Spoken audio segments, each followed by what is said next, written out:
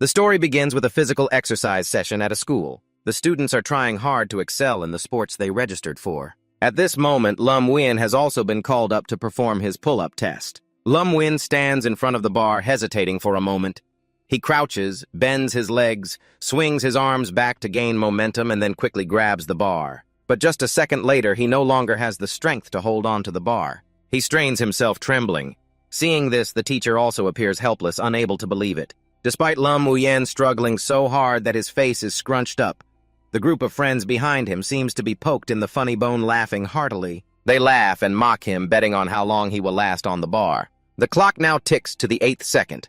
Lum Win has no strength left to hang on any longer. Immediately, he falls to the ground in front of the helpless teacher, holding his head, while his classmates have a good laugh, congratulating Lum Win for breaking the previous record. Nicknames like the 8-second man have been attributed to him. Lum Win's weakness turns out to be due to a severe illness he suffered as a child, causing his body to become frail, prone to sickness, and smaller than his peers. No matter how hard he trains, he cannot change himself. He is always ridiculed by others. Even the teacher can only cover his face in helplessness, telling him to try just a little bit more. Otherwise, in the upcoming exams, if he maintains the same results, he won't even be able to reach a single point. At the end of the school day, Lum Win goes to the school gate to ask Mr. Vung if he has received any packages for him. Mr. Vung then pulls out a package notifying that it was sent from South Vietnam and hands it to him. Lum Win takes the package, excitedly shows that it was sent by his father, and bows to thank Mr. Vung. While walking home, he checks the package his father sent, unboxing the parcel.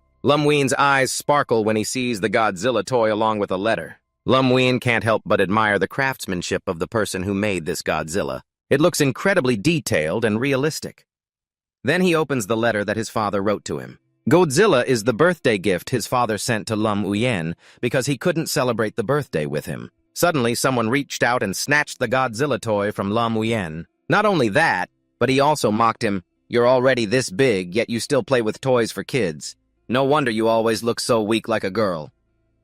Seeing his gift from his father being taken, Lum Win immediately turned around to try to get back the Godzilla, but they were all tall guys and he simply couldn't take it from them. Seeing Lum Win trying to jump to get back his item, the leader of the group, clearly enjoying himself, mocked him. Wow, I didn't expect this little chick to dare to resist. Here you go, take it.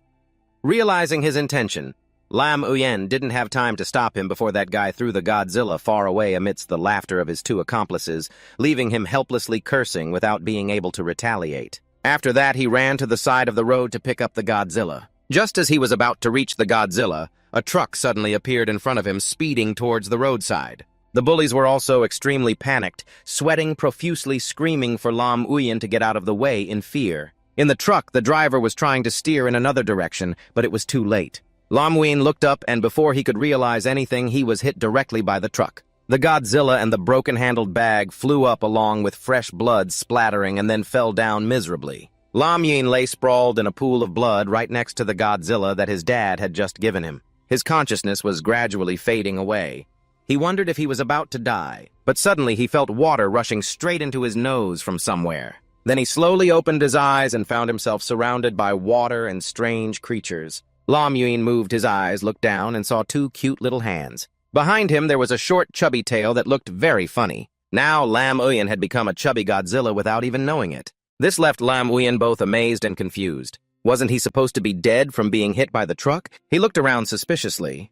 This was the world after death, but strangely, this place seemed to be at sea. And again, what were these hands and this tail? Suddenly, a voice rang out, "Din Rong Bon Con Online?"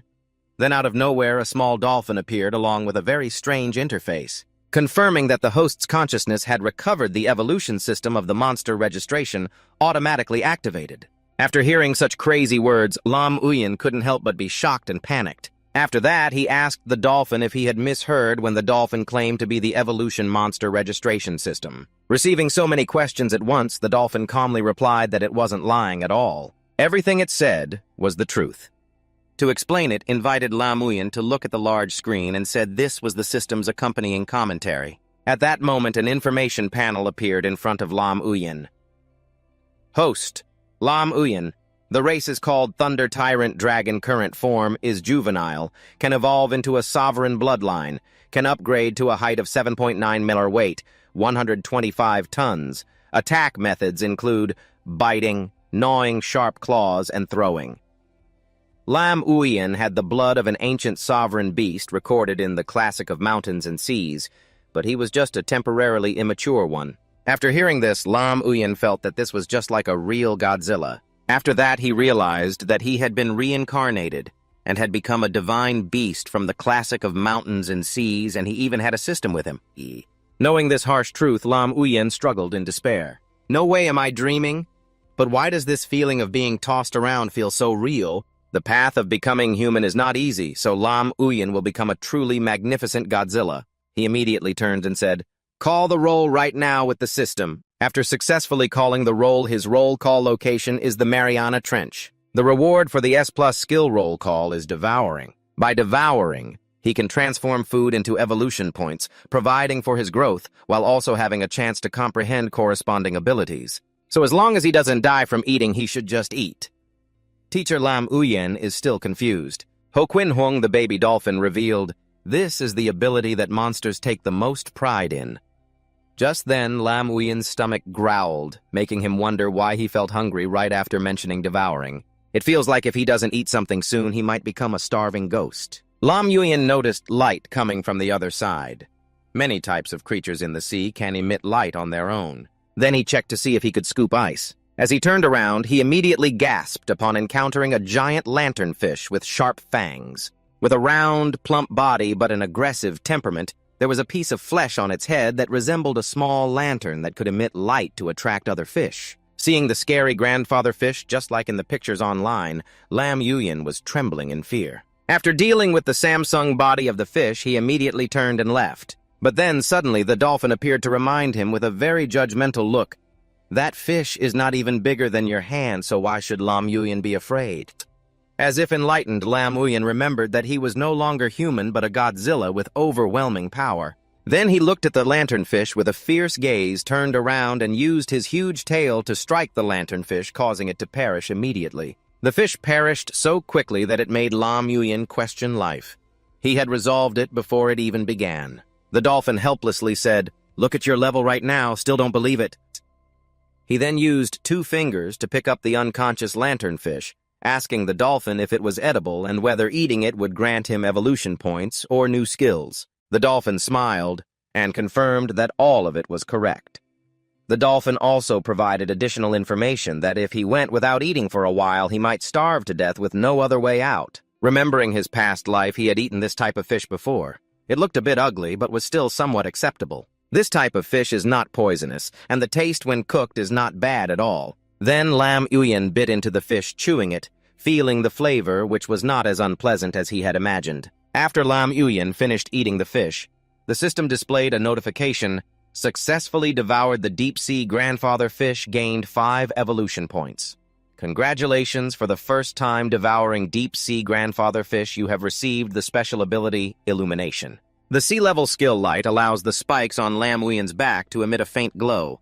Until now, Lam Uyen has completely trusted that the system is not a scam. He has truly gained evolution points and special abilities in an instant. Right after that, he tested the ability, activated the light skill, and the spikes on Lam Uyen's back emitted an extremely bright blue light. Lam Uyen felt that this ability was not bad. It could attract creatures nearby, and he wouldn't need to hunt to have food. All for the evolution points. Being a bit selfish is okay. He decided to be a picky eater monster. Lam Uyen gobbled all the fish attracted by the light on his back. As he ate, the system displayed notifications. Successfully devoured deep-sea grandpa fish, gained 5 evolution points. Successfully devoured deep-sea dragonfish, gained 15 evolution points. Congratulations, from the first time successfully devoured deep-sea dragonfish, awarded 50 evolution points. Congratulations, for the first time successfully devoured deep-sea demonfish, received the special skill, Night Vision. E-level Night Vision skill. You have the ability to see at night like an owl from now on. You won't be afraid of the dark at night. After a while, Lam Uyen's belly was full, even protruding. He then thought back to his previous life. The number of times he got to eat seafood could be counted on one hand, yet he never expected that after reincarnation he would have an endless buffet right in the sea. He had gained over 1,000 evolution points. He called out to Shao Kahn that he wanted to evolve immediately. Shao Kahn appeared with a system panel that had many options and numerous skills for Lam Yuyan to choose for evolution, but he only chose to enhance Scale's large claws and physique. In the blink of an eye, he spent 300 evolution points to enhance Scales, 200 evolution points for enhancing large claws, and 500 evolution points for upgrading physique. Lam Yuyan looked at his current body and was extremely surprised. He couldn't believe that just spending 500 evolution points had resulted in a growth of nearly 1 meter. He then had the thought of wanting to grow into a 100-meter titanic beast. Just thinking about it made him very excited. Lam Yuyan turned to ask Shao Kahn if he was still on Earth, but Shao Kahn awkwardly said that he had to find out for himself. This answer made him very upset. He then blamed Shao Kahn for thinking this was some kind of open-world game or something. He thought if he was in the Mariana Trench, it meant he was definitely still on Earth, but if he casually appeared in a human city, now he would definitely be attacked by humans with nuclear warheads. Lam Yuyan then came up with a plan. He would have to develop himself first, then wait until he broke through to become a 100-meter titanic beast. By then, nuclear warheads would just be insignificant to him. He would be free to play relax, chill-use nuclear warheads for massages and soak in lava. Just thinking about it made him incredibly excited. Without a moment's hesitation, he continued to embark on his grand venture. As long as you don't die, you can eat forever.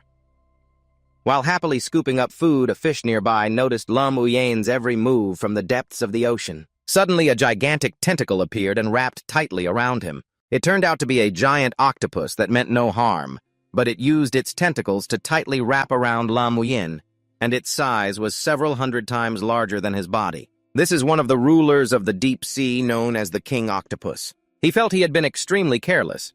This octopus must have been attracted by the light on his back. The king octopus, also called the giant octopus, measures between 6 to 12 meters in length, can reach up to 20 meters at most, weighs over 1,000 kilos, has 10 tentacles each covered with many suckers. Lam Yuyan felt incredibly panicked because his physique couldn't withstand its strength. His body was tightly wrapped by it, unable to move. The strength of this tentacle twist from the octopus was so great that he couldn't breathe. He thought about life. Was it possible that he hadn't even had time to be reborn and would die in these tentacles? He was teary-eyed, feeling sorry for himself, unwilling to accept his fate.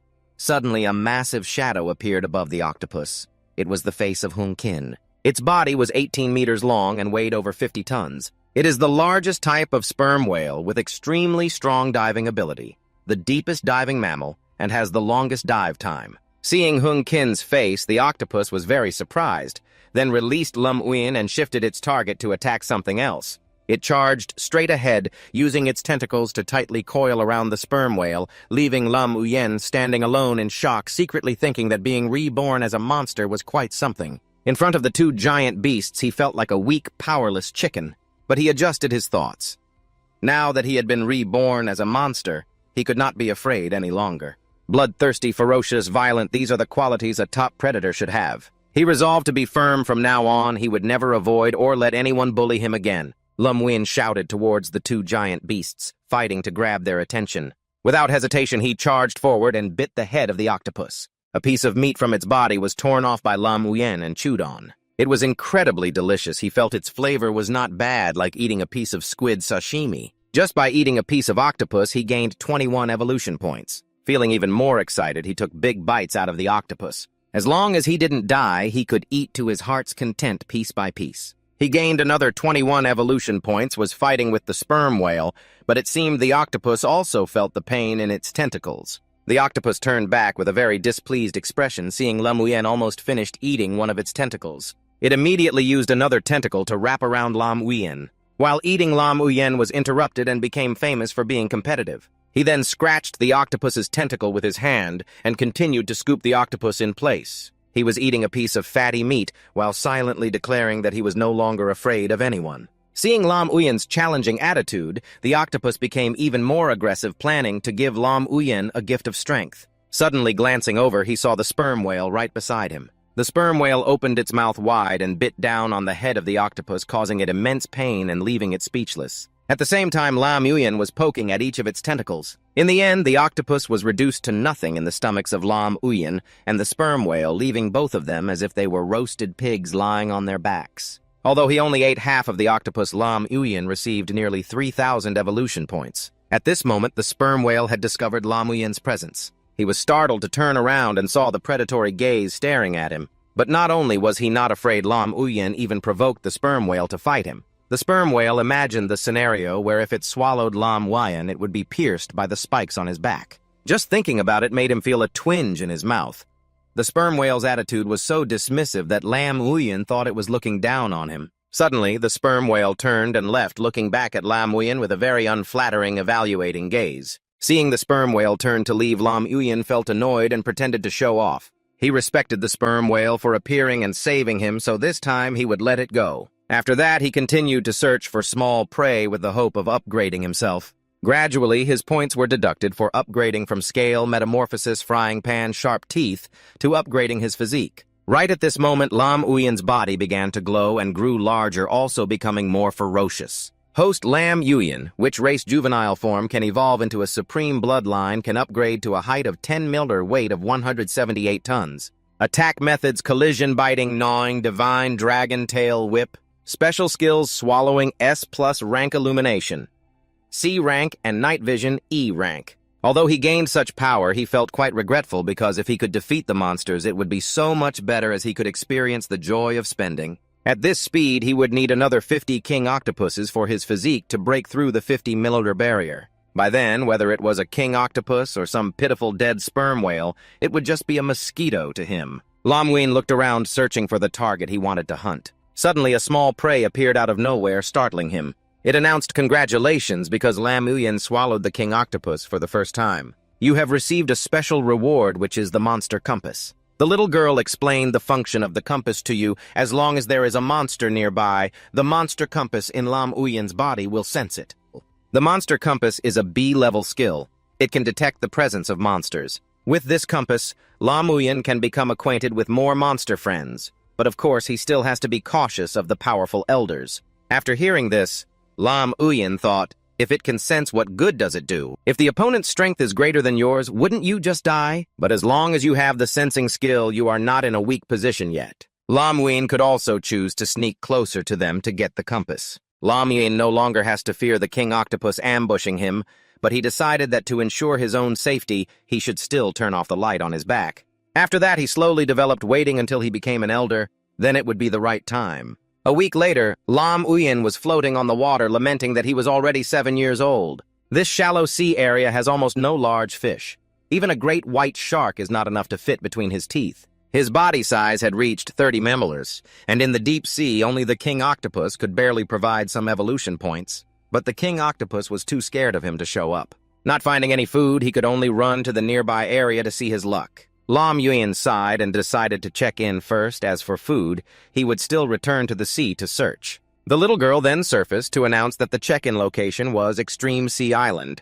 The check-in reward received was the S-level skill Explosion of Earth, which helps condense all energy in the body, releasing 10 beams of light with terrifying destructive power from the mouth. If used well, this will be the most powerful mouth cannon in history. The new check-in location giving an S-level skill made Lam Uyen very happy. At this moment, the monster compass suddenly sensed monsters around the island, but Lam Uyen was afraid that there were people there. However, he still decided to go up there to see why the area with people had so many monsters. Lam Uyen did not expect that this area had so many shadow spirits. If his current body size was not 30 milliliters and over 50 tons, he would have been swept away by this shadow spirit immediately. After swimming for a while, he finally reached the edge of the shore. Lam Uyen clung to the rocks below and cautiously climbed up, but it seemed a bit difficult with his heavy body. After half a day, he finally made it to the top. Standing here, Lam Uyen could easily observe countless beasts and birds. In the distance, 2 monsters appeared, a giant dragonfly and an ancient centipede. The giant dragonfly, approximately 0.75 milliliters long, is the largest flying insect in Earth's history, while the ancient millipede, about 2.6 meters long, is one of the first invertebrate species to appear on Earth. Not seeing any human presence, only prehistoric creatures. Lam Uyen speculated that perhaps the odd time on this island is why so many prehistoric beings have appeared. You see this as your own self-service supermarket. Later, Lam Uyen will no longer need to feel depressed about lacking evolutionary points. Lam Uyen walked with joy. Now he could start the process of gathering resources, but to get rich, he had to harvest from the trees first. He was unsure whether to start by cutting down these trees first. Even though he could breathe underwater, he still preferred the fresh atmosphere infused with the scent of plants. At that moment, two creatures suddenly appeared soaring in the sky. They were hovering and observing Lam Uyen. Upon seeing him, they immediately darted straight toward him like arrows with their sharp beaks wide open. Lam Uyen wondered, now that he had grown so big, did they really dare to see him as a food plate? Immediately, the sharp-beaked bird charged straight into the spikes on Lam Uyen's back. He was angry and used the spikes to counterattack, but its claws were digging straight into his face. Taking advantage of the two birds' panic, Lam Uyen seized the opportunity to bite down, hitting the final road. He chewed noisily, feeling quite like the crispy taste of KFC chicken. Afterwards, the system notified him that he had swallowed his first giant dragon, gaining 375 evolution points and receiving a reward of 1,000 evolution points. He was delighted to finally have a change of taste after days of being sick of seafood. Lam Uyen emitted light from his back, taunting them. "If you don't dare to come down, let me show you a new technique." Soon Lam Uyen's entire body and mouth emitted a dazzling light as a warning to the two giant dragons above. They were startled, tears welling up in their eyes. Seeing this, Lam Uyen roared, causing the light to burst forth. The two giant dragons were now trembling in fear, their eyes flooded with tears. But what they received was only a tiny flame, not enough to light a cigarette. This was indeed a joke of the world, leaving the two giant dragons bewildered and almost becoming roasted birds. After eating the fire, they were furious, rolling up their sleeves and preparing to attack, putting Lam Uyen in a difficult position. The giant dragons regained their composure and charged straight at Lam Uyen in anger. This time, it wasn't just two, but there were as many as 10 attacking him. Seeing this, Lam Uyen immediately cursed the damn system, saying that the flame was no different from a lighter, wondering what kind of nonsense this was. The little girl then said that it was the fire blast, making him feel that the nerves of this system were truly problematic. The little girl reminded him that such a powerful technique couldn't be used so easily. Lam Uyen must concentrate all her spirit, feeling the energy within her body, following the 4 directions of the 8 Cs to transport it. You have to slowly close your eyes, imagine, and then unleash your entire body's momentum. Next, the spikes on your back will glow and finally spit out the burst earth breath. After hearing this, you feel like it resembles the cultivation techniques you read about in immortal novels, so you ask Shao Kun if he has mistaken the script. Lam Uyen keeps urging Shao Kun to quickly explain how to use the burst earth breath. Otherwise, he is about to be eaten by his own chicken. Shao Kun says he has already taught Lam Uyen the method, which involves focusing his attention and condensing the power in his body to a single point. With no other choice, he tries to exert his strength, bending over as if he has been constipated for a long time. Just as the spikes on his back are about to illuminate, he is immediately slashed by the claw of a thunder dragon, causing him to bleed. This hit seems quite strong, knocking him down to the ground. The thunder dragons also take advantage of that moment to rush in and tear into Lam Uyen, and he can only choose to cover his head since he cannot fight back against them now. Seeing such a situation, Shao Kun can only shake his head and sigh. Wait, it seems like he has felt this kind of feeling before. A feeling of being oppressed by a crowd. Remembering his past life, there was a time he was surrounded and beaten by others. He could only endure the pain, focusing his attention on the person closest to him, and when Lam Uyen was sure it was exactly this kind of feeling. In the end, at that moment, he broke through the encirclement. He used all his strength to rush toward the nearest person and pushed him down, finally escaping from the siege of those people. He tried to forget the pain, concentrating all his attention and condensing all his strength in his mouth. Then, boom! He unleashed the burst earth breath. A powerful light emitted from his mouth, instantly exterminating all the thunder dragons attacking him. After finishing, Lam Uyen observed the surroundings, which were charred black, falling down like rain. This made him extremely proud because he finally succeeded in using this skill. However, he felt as if his body had been drained of all energy in an instant. Now he needs to eat something to replenish himself. Looking down, he sees the thunder dragons he burned, but there's no other way. He can only sadly sit and eat the meat he roasted himself, holding back tears, having to eat it alone. So while eating, he was also gaining evolution points from the system. After a while, Lam Uyen finished off the charred bird meat, but his mouth was filled with a burnt taste. Right now, he desperately needs water and must quickly drink some to moisten his throat. Seeing the rocky mountain in front of him, where there are still traces of the burst earth breath he unleashed earlier, he struggles to find a water source. But he feels something very strange about this place. A large lake like this should have plenty of animals coming to drink, yet it is eerily silent. Could this be a saltwater lake? Or is something dangerous hiding in this lake? Suddenly something stirred on the lake and surfaced. It turned out to be an old buffalo disguised as a rock. Upon seeing it, Lam Wein was extremely startled and realized it was a 19-meter-long, 22-ton great mountain bull. This species nests in large lakes and rivers. Its back and belly are covered with hard bones resembling a mountain. It can stay underwater for 4 days, and the rocky mountain-like back above the water is a perfect disguise. Next, another creature surfaced, the African Brachiosaurus, one of the largest reptiles to ever exist, measuring 13 meters long and weighing about 5 tons. The crocodile appeared clamping down on the buffalo's leg, and then a whole group of crocodiles surrounded this buffalo. In the end, they all simultaneously attacked and dragged the buffalo underwater. Soon, the only thing visible to humans was the buffalo's skeletal remains. It must be said that the speed at which crocodiles strip flesh is truly frightening. At this point, the crocodiles had detected Lam Uyin's presence. He expressed that with so many brachiosauruses in the lake, no animals dared to come here for water. But these little crocodiles were no match for him. He smirked, feeling that it was time to show the crocodiles who the real top predator was. A crocodile with its mouth wide open charged at him, but was suddenly grabbed by a hand and pulled straight into a cave, making it cry out in pain. It was a quick kill, leaving only bloodstains at the cave's entrance. While wondering what that was, a dark shadow suddenly jumped out of the cave. This hot-tempered King Kong jumped out of the cave and directly stomped on a crocodile, crushing it. With an angry scowl, King Kong looked around and stuffed the dead crocodile into its mouth, eating it happily. Suddenly, King Kong turned around and spotted a crocodile preparing to flee. It immediately kicked the crocodile away, then rushed forward, stomping fiercely in the water, causing the crocodiles to remain silent and endure. Suddenly, King Kong looked back at Lam Wein, noticing him staring and growling. He thought to himself that this guy probably didn't think he was trying to steal its dinner. He also reflected on himself, realizing he was not a match for it at the moment, so he couldn't provoke it.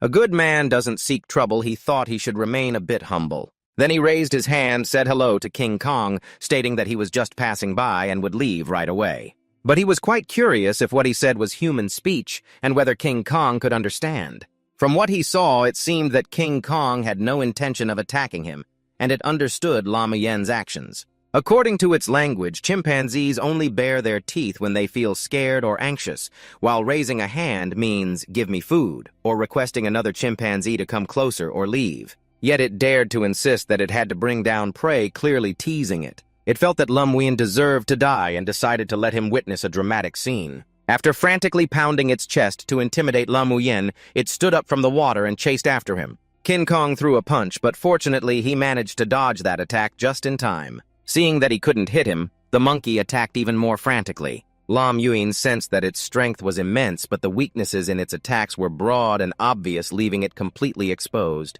He realized that it was indeed just a simple-minded brute with developed limbs, but its moves were too simple a waste for such a muscular body. Lam Wein observed, looking for an opening to counterattack. He calculated meticulously, first dodge, then take advantage of its unsteady strike to bite. Next, he used the upper hand to pull it off balance. Finally, he executed the divine dragon tail whip, striking its leg with his tail to make it lose balance. And finally, he delivered a sharp finishing strike to end the fight. But it was unimaginable that Lam Wein's arms were so short that he couldn't even touch a single hair of the monkey. At this moment, he realized the shortcomings of his own body. The monkey was furious, immediately showing its displeasure, rushing in with a huge punch, shoulder barging straight into Lam Wein's chest, sending him flying 10 meters away. This King Kong not only had superior strength over Lam Wein, but also moved incredibly fast, not giving him a chance to get up after the previous attack.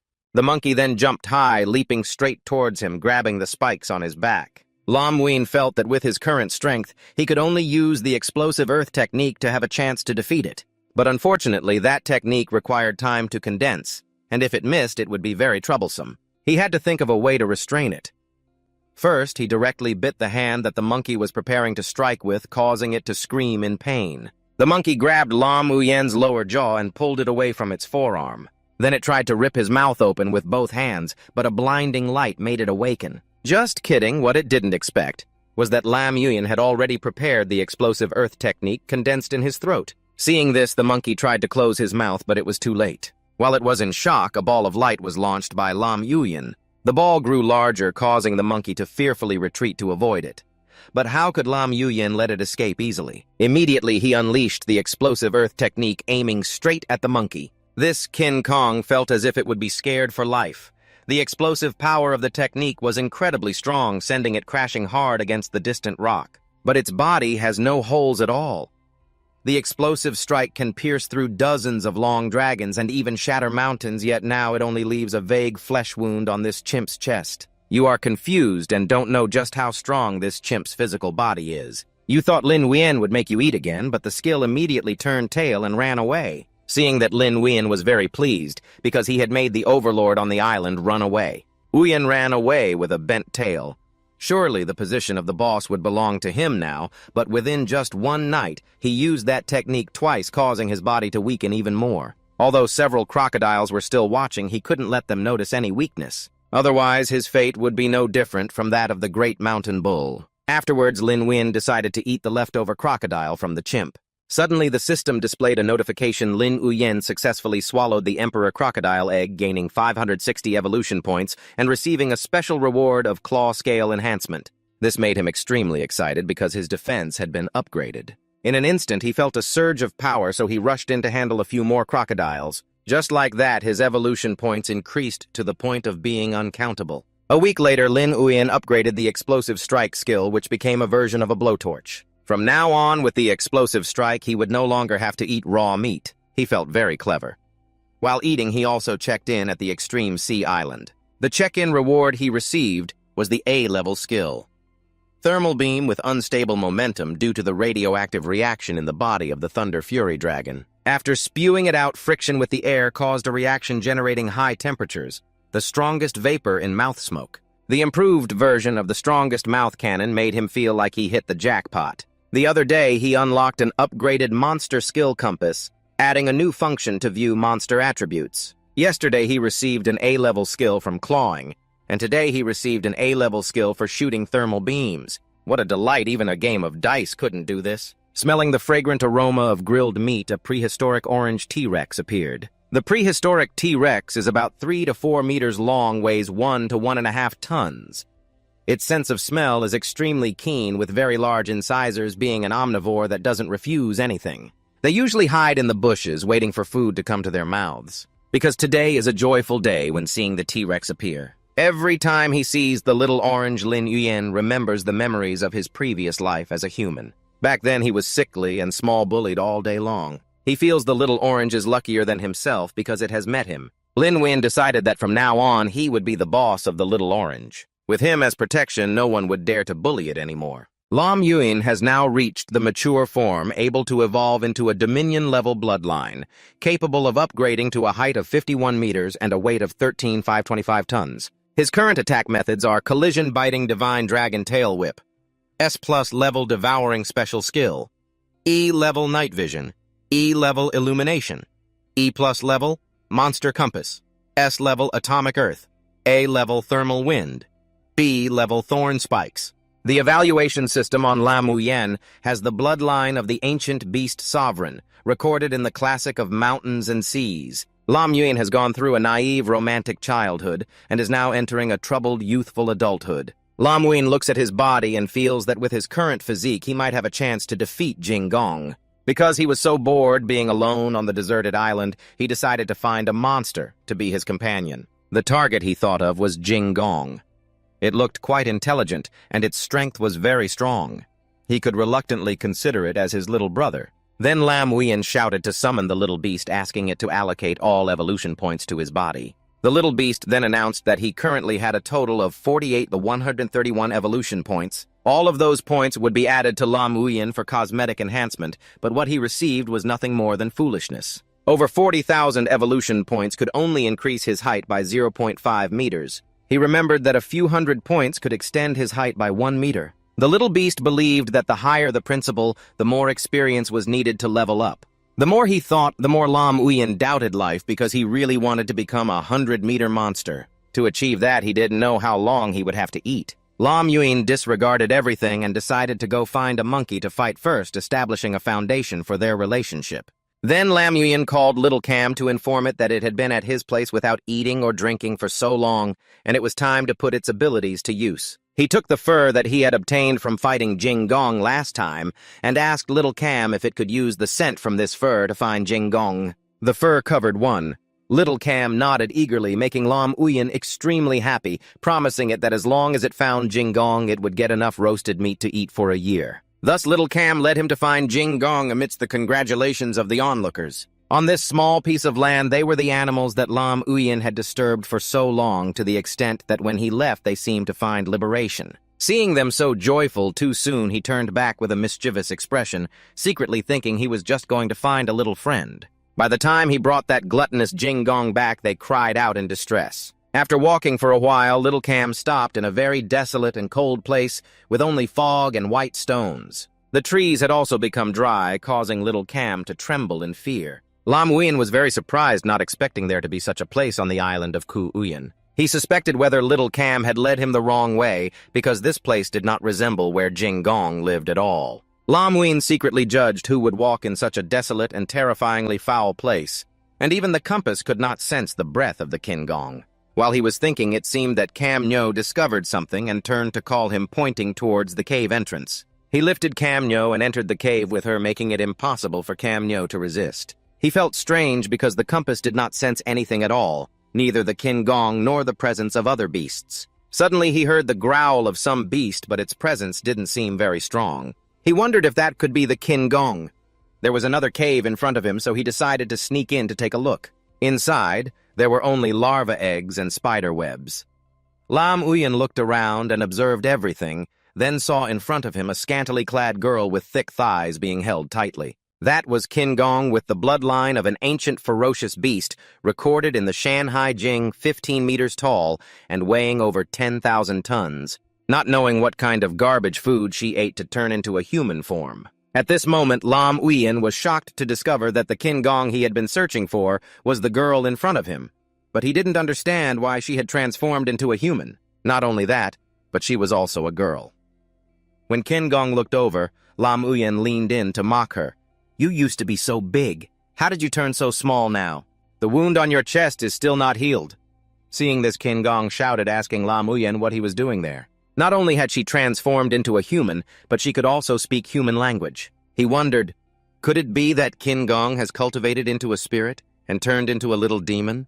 Just then the girl Kingong shouted to remind Lam Uyen to be careful around. Hearing this, he looked back and saw a group of many-eyed reptiles crawling towards him, as if he had just entered their lair. Suddenly one jumped at him and Lam Uyen grabbed it with his hand. This was the deadly, rotting iron bug, with the bloodline of an ancient, ferocious beast recorded in the Shanhai Jing, ranging from 6 to 10 meters long and weighing from 40 to 100 tons. This species is social, with sharp fangs and great biting force, and its tail can spray corrosive venom. This giant lizard was the natural enemy of Kingong, the ruler of the underground world. On the island of Uyen, he recalled how in his previous life his friends used this to scare him so.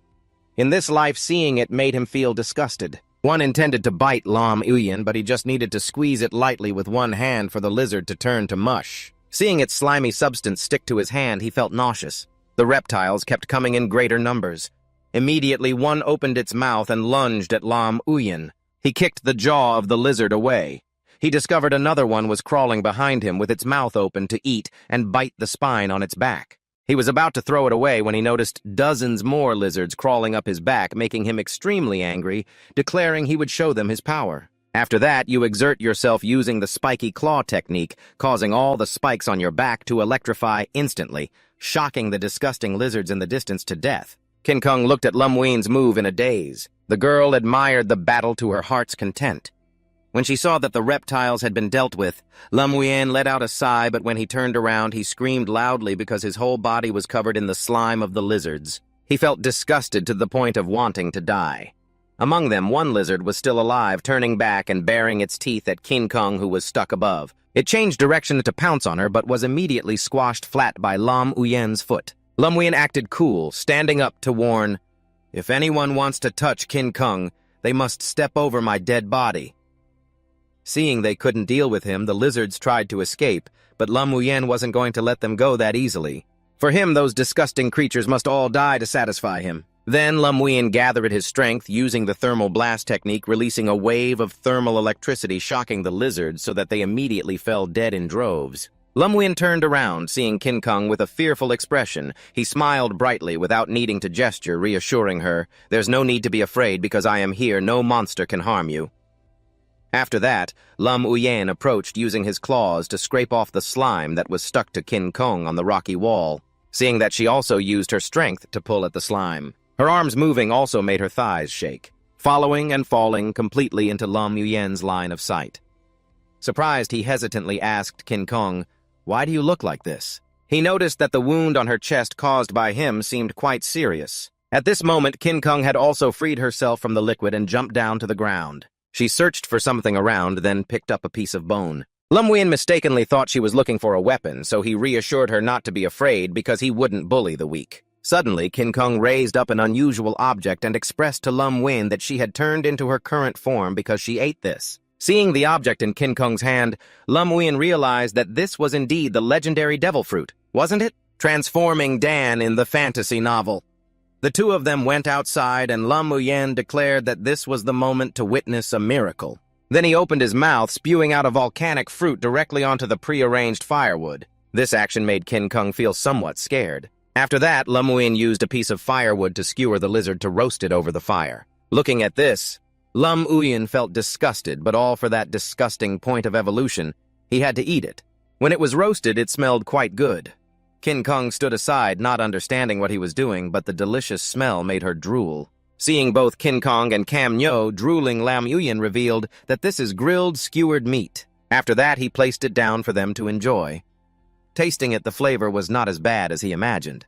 While eating, he turned to ask Kin Kong, although he really liked her current look, could she still transform back into her old form? Because earlier in the cave, if she had transformed into Kin Kong, she would not have been bullied by those reptiles. While enjoying the meal, she revealed to him that she could no longer transform back. This left Lam Uyen very curious what kind of fruit had she eaten in this primitive forest. Monsters were plentiful. Someone like her shouldn't be able to continue living, being transformed into such a form, yet she could still eat so deliciously. Her nerves must really be messed up. He also wondered if she had parents or siblings.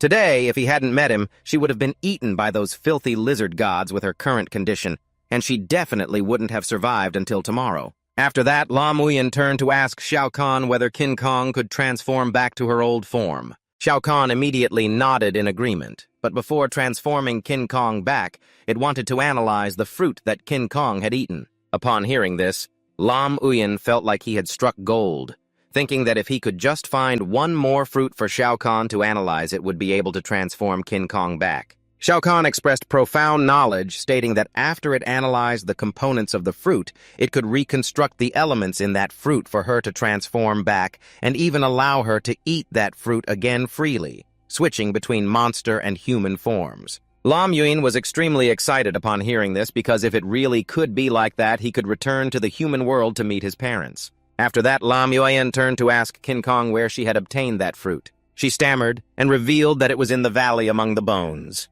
Thus, Lam Uyen decided that after they were full, she would lead them to pick a few more fruits, so she could transform back to her old shape. After eating a few reptiles, Lam Uyen also gained over 200,000 evolution points, making him very pleased. He thought about the case that if he wasn't transported to Earth but to another world, then at least after knowing how to take human form, he could pair up with Kin Kong, and they would live happily on this deserted island. 2 hours later, they arrived at the valley.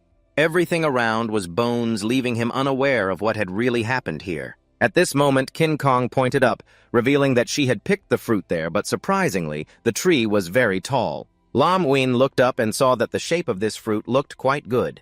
He prepared to climb up to pick that fruit down. Lam Uyen dug his hands into the soft soil to maneuver himself closer to the tree when he suddenly noticed a long jit flying nearby.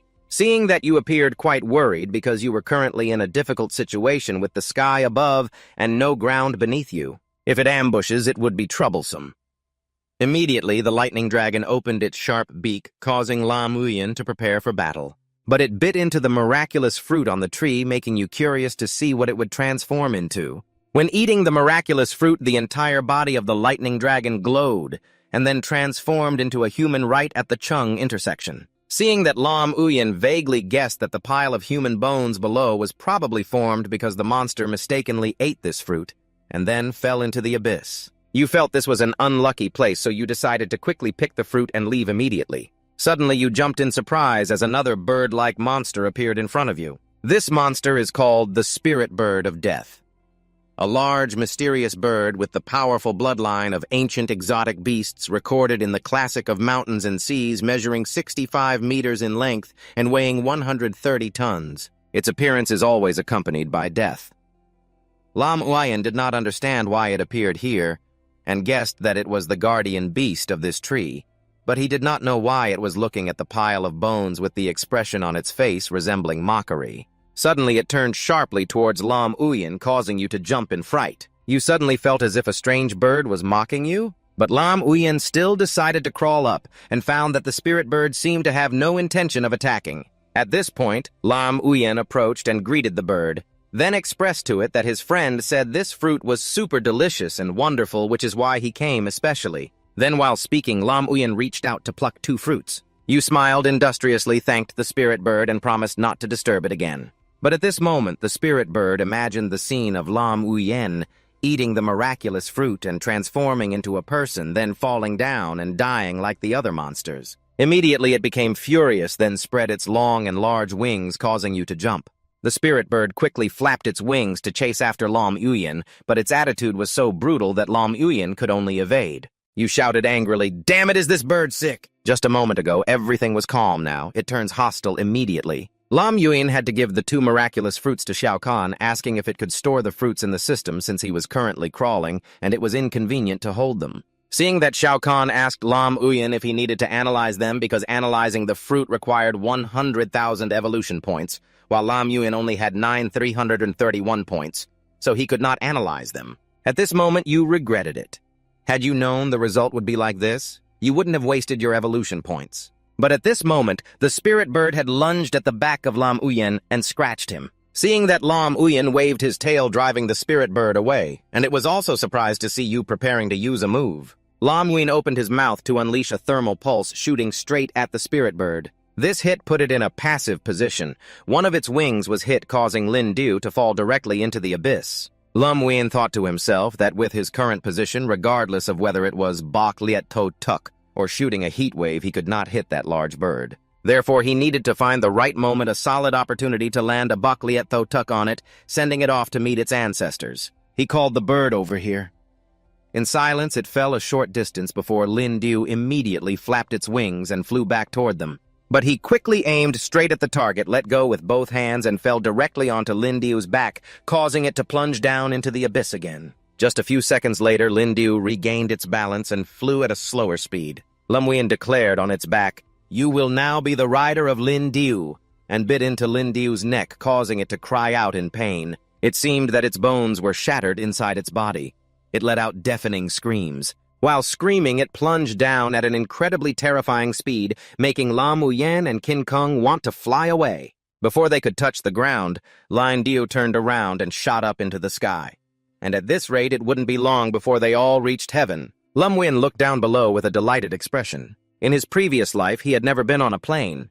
Unexpectedly, after transforming into a monster, he could ride another monster. Experiencing the feeling of flying straight up into the sky was truly unbeatable. But suddenly, Lin Du turned sharply, diving headfirst straight down toward the rocky mountain, causing Lam Uyen sitting behind to almost wet his pants. It seemed that this Lin Du wanted to crash into the mountain so that they could all go to heaven together. Lin Du was already close to the tree, but at this moment Lam Uyen noticed that there was a lake beside the mountain range. He calculated that if he seized the opportunity well and used Bok Liet To Tuk to shoot straight into the lake with his current skin thickness, he surely wouldn't die. After that, Lam Uyen warned Lin Du, "Don't think that only my dares to risk it. Didn't Mom?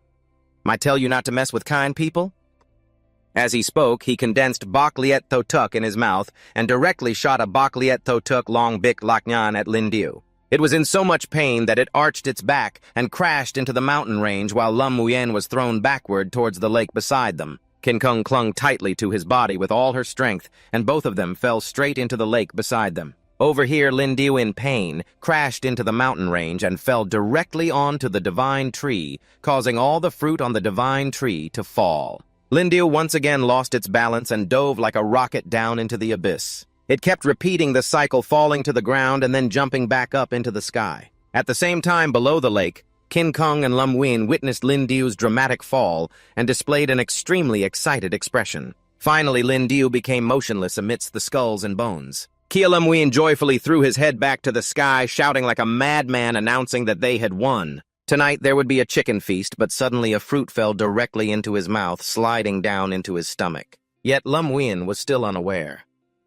When he sensed something had fallen into his mouth, he was startled to see the tree under the lake and realized it was a devil fruit. However, at this moment, Lam Wuyen did not want to turn into a human form because he was underwater, fearing that he would drown if he couldn't swim. But soon his body began to glow brightly, revealing bulging biceps, a square chest, and a strong physique. Lam Wuyen couldn't believe that this was his body, the body of a muscular man. Moreover, behind him the spikes were still intact. Lam Wuyen looked down at himself. The tail behind was still there, but it was a tiny tail. At this moment, Lum Wuyen hid in the lake, observing the spirit bird, not knowing if it was dead yet, because at this moment transforming into human form would be too dangerous. The system for analyzing the fruit transformation still needed more than 6,000 evolution points. He planned to run out and ask the spirit bird for a few pieces of meat to gather evolution points. As soon as the system completed the analysis and modification, he could transform back into Godzilla form. But suddenly the head of the spirit bird moved, causing Lum Wuyen to almost choke on water.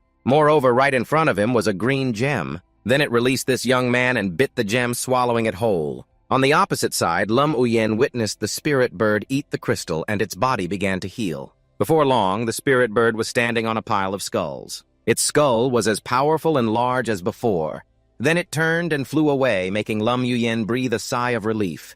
But watching his roasted chicken fly away, Lum Wuyen suddenly felt very disappointed. Next, he and the girl with the agility skill swam ashore, deciding they had to find some small monsters to kill and eat. If that didn't work, then they would look for corpses to eat.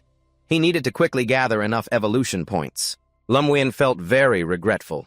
Had he known this earlier, he would have sneakily bitten some meat from the back of the spirit bird to gather enough points. Just then, the girl with the agility skill on shore reminded Lum Wuyen to hurry up because there was danger behind. As soon as he turned around, he saw the Crocodile King rushing toward him. It opened its mouth wide as if wanting to swallow Lum Wuyen's head whole. The crocodile lunged at him, causing Lum Wuyen to quickly jump up, scolding it for having no awareness and still sneaking up on others. The suspicious thing here was that there was not just one crocodile, but several, and with his small frame, let alone the wild monsters in the primordial forest.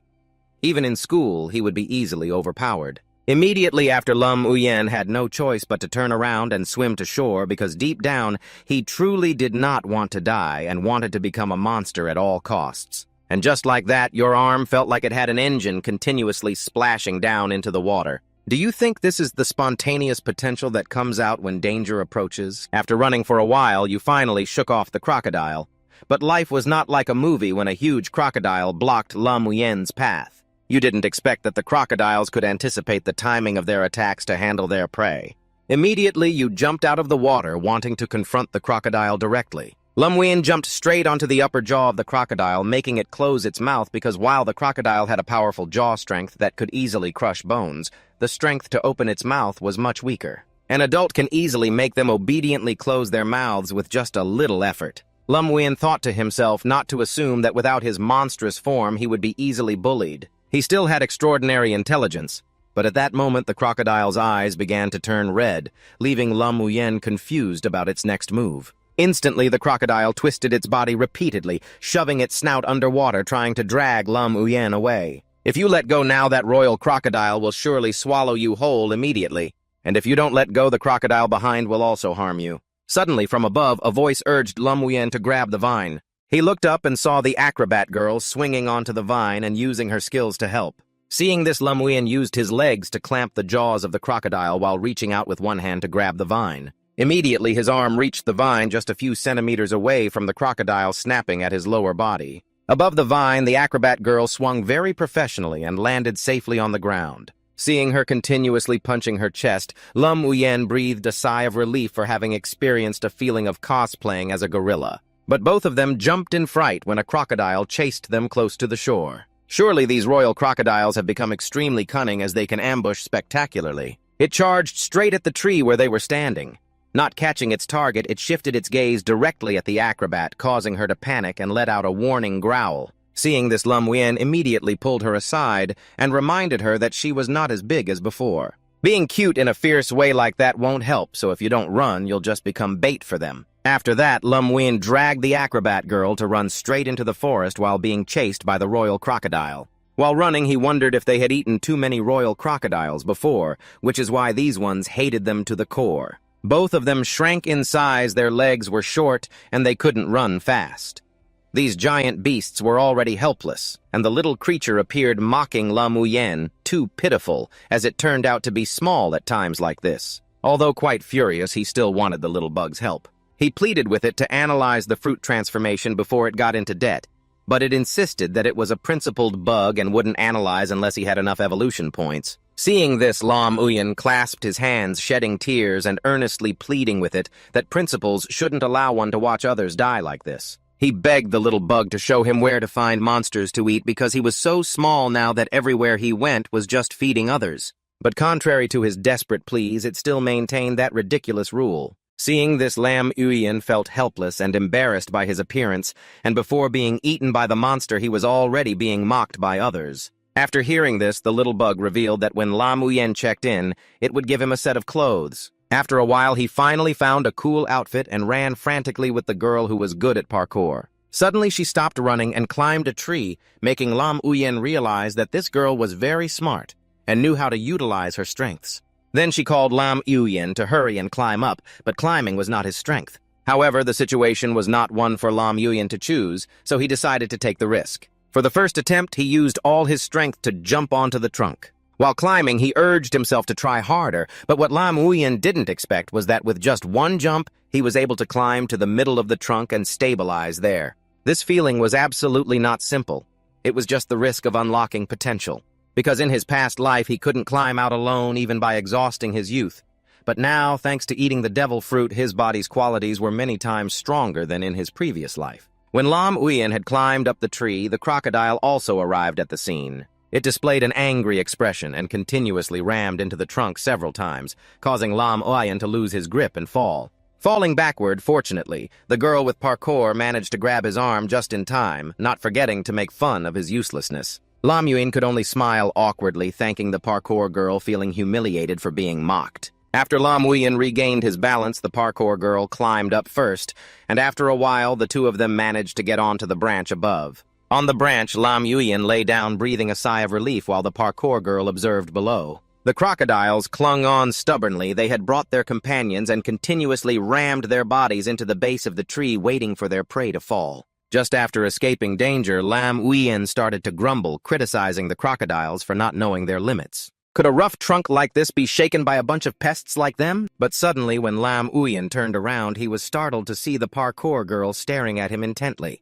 He then asked and found out that she was excited to see Lam Wien was just as small as she was. Her attitude made him furious, and he asked her if she wanted to try her strength against him. Immediately, the girl King Kong grabbed his hand, causing Lam Wien to be caught off guard that she actually wanted to fight. After that, she used her strength to try to throw him down for the crocodiles to feast on. Seeing the situation like that, Lam Wien had to go down into the water to remind her that this was not the time to fight. It turned out that she was not trying to cause trouble, but was growling because she had discovered a new creature in front of her, which was a giant python, historically measuring 70 members in length, 5 members in width, and weighing 70 tons, non-venomous, and fond of hiding in trees, ambushing prey at the base of the tree. Lam Wien felt utterly helpless. Avoiding the watermelon led him to the coconut shell.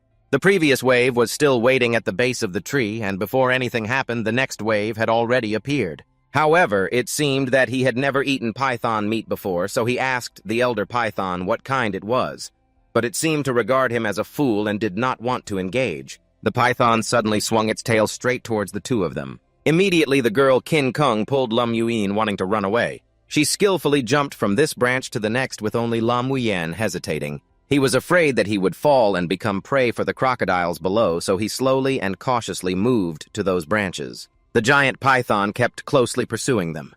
While running, Lam Wien planned to crawl into the mouth of this bastard, then strip it bare and finally toss it down for the sharks to eat. At that moment, Tukon appeared again, reminding Lam Wien that he needed 100,000 evolution points to analyze. But now he no longer needed it to analyze and just wanted it to return his transformation fruit. However, Teokon boldly declared that if so, he would also need to pay 100,000 evolution points to activate the process, and only then could he stop.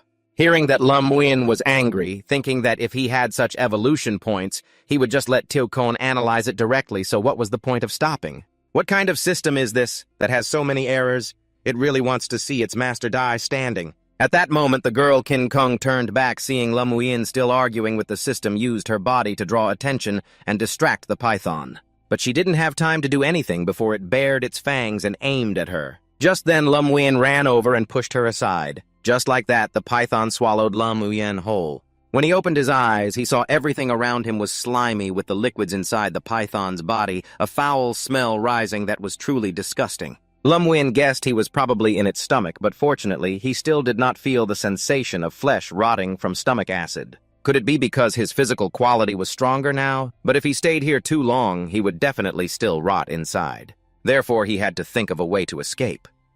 At this moment, Lum Uyen remembered that after transforming into human form, he had not had the chance to try the skills he could use earlier. If he could use Eruption Earth, he could easily dig a hole and escape outside. But when Lum Uyen saw the preparation to use his skill, the little insect suddenly appeared and reminded him to stop quickly. Condensing explosive energy to this extent is enough. It cannot be condensed any further, otherwise Lum Uyen himself will explode first. In human form, compared to the form of the Thunder Fury Dragon, the body density configuration will not be the same, so it cannot withstand such terrifying power. Currently, the power being condensed in Lum Uyen's mouth, although not comparable to a fraction of the explosive earth energy, can make his devouring power stronger. The little insect also added information that explosive earth energy has turned into explosive scythe energy, increasing the devouring power. After hearing this, Lum Uyen wondered if the current devouring of the serpent's internal organs could earn evolution points, or if simply compensating for the missing evolution points would allow him to revert back to a monster. Although it was a bit disgusting compared to life, even if it meant stealing,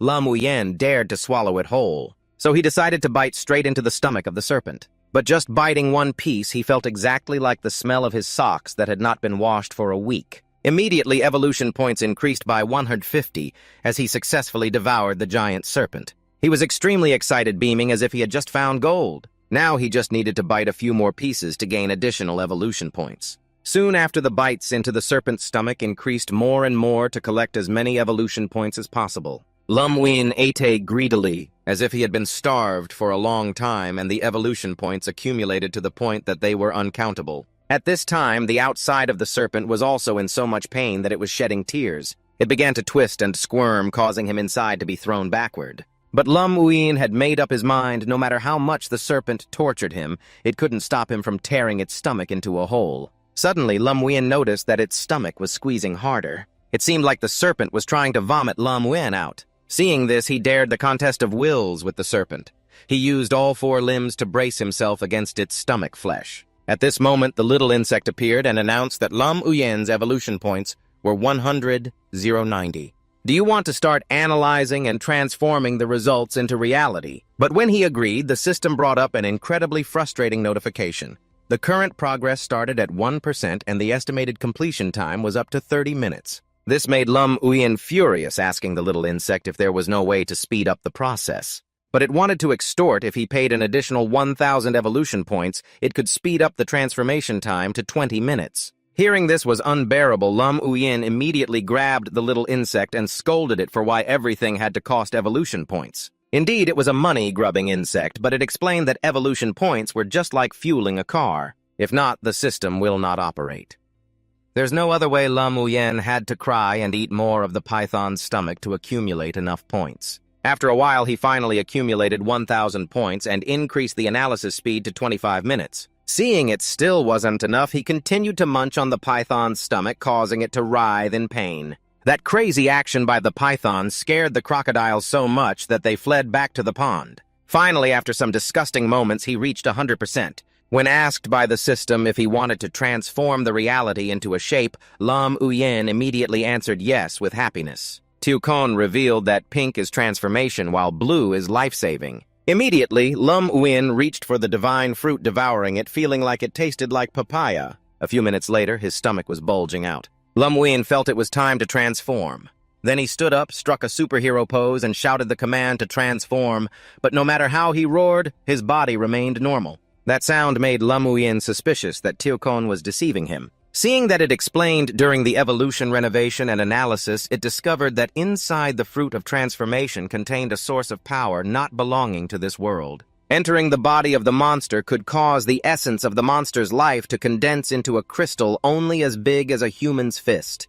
The monster turned into a human because it lost its essence of life. The system has transformed the power of the fruit of transformation, and Lam Uyen now has to focus his mind to sense the existence of the crystal in his body. Then he used his thoughts to break the crystal and channel the power from the crystal into the bones of his limbs to return to being a monster. Lam Uyen, half-believed, half-doubted, asked Teo-kon to confirm that the place he time-traveled to was not the immortal cultivation world, and that crystal he mentioned wasn't the golden core in the body of the true immortal. In that immortal cultivation novel, right? Teo-kon affirmed that he never exaggerates.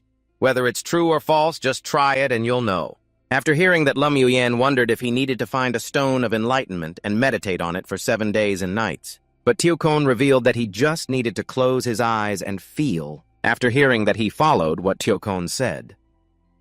Lam Uyen concentrated all his thoughts into his body and finally found the crystal, but he didn't know how to break it next and how to make the energy flow throughout his limbs. Suddenly, he remembered in his previous life during gym class in volleyball, the teacher told everyone to learn how to concentrate all their strength into their wrists and arms. Is feeling the power in the crystal the same as feeling the power of muscles? Lam Uyen in his previous life had a solid grasp of theoretical knowledge, but when it came to practice, he slipped up. In this life, he boldly declared he could no longer be that weak chicken. After doing everything as predicted, Lam Uyen finally felt that this was the sensation. You reach out your hand towards the testicle, squeeze it, and make it burst, shining inside your chest. Immediately, Lam Uyen's body glows, causing the python to swell its belly. It shows signs of pain, howling in distress, as if it wants to vomit. Before long, the python's body exploded, revealing Lam Uyen's huge figure. Up above, she guessed that Lam Uyen had saved his own life. Even the crocodiles couldn't hide their astonishment when they saw Lam Uyen's monstrous body. At this moment, he curses the little brats who bullied him earlier, asking if they were having fun. After a while, the python was dead and the crocodiles were beaten up badly and bruised. Lam Uyen sighed, not expecting that just picking a few fruits could be so dangerous. Fortunately, he managed to hold on, otherwise he would have died right here. From now on, even if you beat him to death, he won't turn back into a human anymore. Although his mouth is a bit big and his belly a bit round with short arms and thick legs, Lam Uyen feels like the king of the dinosaur monsters. But down below, she screams in fear that he is too big and can't hear her, expressing why he suddenly turned back into this form. Moreover, compared to the previous fight, he has grown much taller. After hearing this, Lam Uyen reveals that he sleeps early, wakes up early, and eats his meals on time without skipping any, which is why he grew so quickly. He secretly thinks that the secret of his transformation will not be casually revealed. At this moment, Lam Uyen is still using violent breath to roast a few crocodiles and give them to Kam Nyo and the girl Kin Kong. Although he is still haunted by being inside the belly of that giant python, for a dinosaur with a love for food, wasting food is something that shouldn't be done. At this moment, the system announces that Lam Uyen has won a monster life fruit.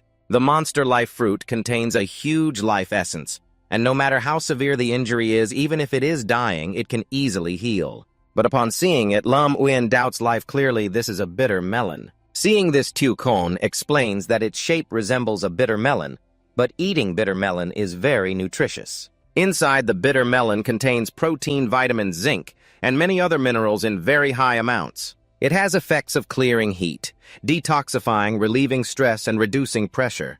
But Lam Uyen still complains that he had to turn into the bitter melon he hates the most for no reason. It would be a waste to throw it away, so he decided to give it to the girl Kin Kong since her chest wound hasn't healed yet. After that, Lam Uyen handed it to the girl Kin Kong and instructed her to eat this fruit after finishing her meal. She thought he was giving her fruit, so she immediately took a bite. But as soon as it went down her throat, her taste buds went numb from the bitterness. After that, the girl Kin Kong continuously vomited, but at the same time felt that her body wound no longer hurt. The girl with the amazing skills placed her hand on her chest as if it had been healed. So she directly picked up the bitter melon and kept munching on it because she knew it had saved her life. Right after that, she immediately stood up straight, punched her chest, and declared that she felt her body full of strength. Seeing that Lum Win reminded her that this habit needs to be corrected and not to keep thumping her chest and howling like that. If it weren't for this habit, her chest wound would have healed a long time ago. But the girl with the amazing skills believed that when facing a monster, just howling would solve everything, no need to fight. After hearing that he wondered why the first time he and she met there was no distinction between right and wrong, and she immediately rushed in to punch him. Seeing that the girl with the amazing skills also revealed that at that time, Lam Uyen was flailing his hands around thinking he was trying to steal her food, so she had to punch him. These things made him feel helpless, thinking that he shouldn't preach to a glutton. After that, while eating, she expressed that since roaring in the food territory wasn't effective, of course she had to punch. On the contrary, Lam Uyen countered that if the food and territory didn't submit, one could either roar twice or fight. In fact, the world of monsters is quite comfortable, simple, yet brutal, with no malicious intent. Lam Uyen wondered if his roaring was really impressive or not, imagining the scene of roaring, punching his chest, and breathing fire. Feeling like he was long, meaning official Lam Uyen continued to eat to collect enough evolution points to help the amazing skills girl return to her former shape. But suddenly he wondered why just earlier he almost got pecked to death by that bird while the girl somehow managed to avoid it and then got caught by the rotten insects. At this point, the amazing skills girl began to recount in detail when she went to pick fruits, then transformed back into human form. Just as she got to this point, the amazing skills girl noticed Lam Uyen's face had turned red, causing her to shout loudly and hit him on the head with a bone. Once she felt reassured, she continued to recount. At that time, she had firmly grasped a stone under the cliff, but suddenly saw a lizard that seemed to have been knocked loose. After climbing higher, she discovered many rotten insects were fighting with the spirit bird. The head of the spirit bird was being battered and bald. Lam Uyen couldn't believe that the spirit bird was being bullied by the rotten insects. He thought that the enemy of his enemy was his friend, so he wanted to go find the spirit bird to talk. After that, the amazing skills girl said that in the end, the spirit bird was beaten into fleeing while she was captured by the rotten insects. After hearing this, he wondered if she was captured by those insects from the cliff to the cave, then why didn't they eat her? But the amazing skills girl guessed that they caught her probably to deliver her to the insect king. Upon hearing this, Lam Uyen gaped, doubting that the insect king wanted to capture the beautiful amazing skills girl to make her a camp wife. However, she looked sad, recounting that this island used to be very beautiful. Her entire family, the Manhwa, had lived here since she was little. One day, the mid-rotting insect suddenly appeared, invading the island, digging up the land and destroying the creatures on the island. Hearing this, Lam Uyen thought to herself, no wonder she discovered that the area around the mid-rotting insect's den was so desolate and gloomy. Manhwa's parents and some of her uncles went to their nest on the island, fought with the insect king, but her parents never returned. After growing up, she also joined the fight to protect the island and searched for their nest in hopes of reuniting with her parents. Perhaps the scent of her parents still lingered on her, which is why she got caught. After hearing this, Lam Uyen reassured her that she no longer had to fight alone. If she has become your little sister, then as her big brother, you will definitely help her fulfill her wish. Currently, Juyuan Island is also Lam Uyen's second home, and he is determined not to let those insects destroy this island. Afterwards, he carried a bitter arrow in his heart, declaring that the insect king who could defeat Manhwa's parents and harm many other beasts was surely not simple. He decided to quickly level up to become a monster over 100 meters to find the insect king and seek justice. After that day, Manhwa enthusiastically invited Lam Uyen to her home. Every day, hunting, striving to collect evolution points each time like that. Manhwa would pound her chest and roar, making Lam Uyen angry as she grabbed a branch and complained. She currently does not take the form of a giant monkey, needing to maintain the image of a gentle girl, but still couldn't change that habit of pounding her chest. Suddenly, at that moment, Lam Uyen was startled to discover the roaring sound coming from inside the forest. Turning around, she saw two giant, saber-toothed tigers, 8 meters long, weighing 24 tons with sharp and pointed teeth. They were genius hunters. The two tigers slowly and stealthily approached, targeting Manhwa. This made Lam Uyen feel that this kind of chest-pounding roar could also be utilized. Immediately, the two tigers charged straight in, ready to pounce on Manhwa from behind with their long claws. Lam Uyen only needed to stomp 1 foot to make the hind legs of one tiger fall flat on the ground, putting it in a disadvantaged position. You two lecherous ones waited outside for so long without seeing any sign of you yet. As soon as Manhwa appeared, you rushed in. As she spoke, Lam Uyen displayed an angry expression, causing the two tigers to tremble, only able to hug each other. Immediately, he bit into the body of one tiger. After a while, 2 pieces of tiger thigh were roasted, filling the cave with a delicious aroma. While eating, Lam Uyen observed her surroundings, guessing that this was Man Vien's nest. It looked like a girl's room, but in such a chaotic state it didn't resemble a girl's room at all. He wondered why it seemed convenient to use Man Vien to lure the beasts, but there were so few beasts in her territory. Hearing that, Man Vien said it wasn't few at all because she ate 8 meals every day. It's just that I haven't seen those monsters around lately. After hearing that, Lam Uyen seemed to realize his IQ was lagging because if Man Vien said that, then she must have eaten all the monsters recently. But Man Vien revealed that she has recently changed her hunting grounds, which made him very upset. Changing hunting grounds should mean letting people live with her for a while. Otherwise, the monsters on the island would be completely wiped out, leaving none behind. Suddenly, Man Vien turned pale and stopped eating, feeling as if she was choking. Man Vien kept holding her chest and groaning, causing Lam Uyen and Cam Nyo to panic. She lay sprawled on the ground, crying about heart pain, but Lam Uyen didn't dare to touch her because his hands were all claws and huge. At that moment, Tukon noticed that her body was gradually cracking.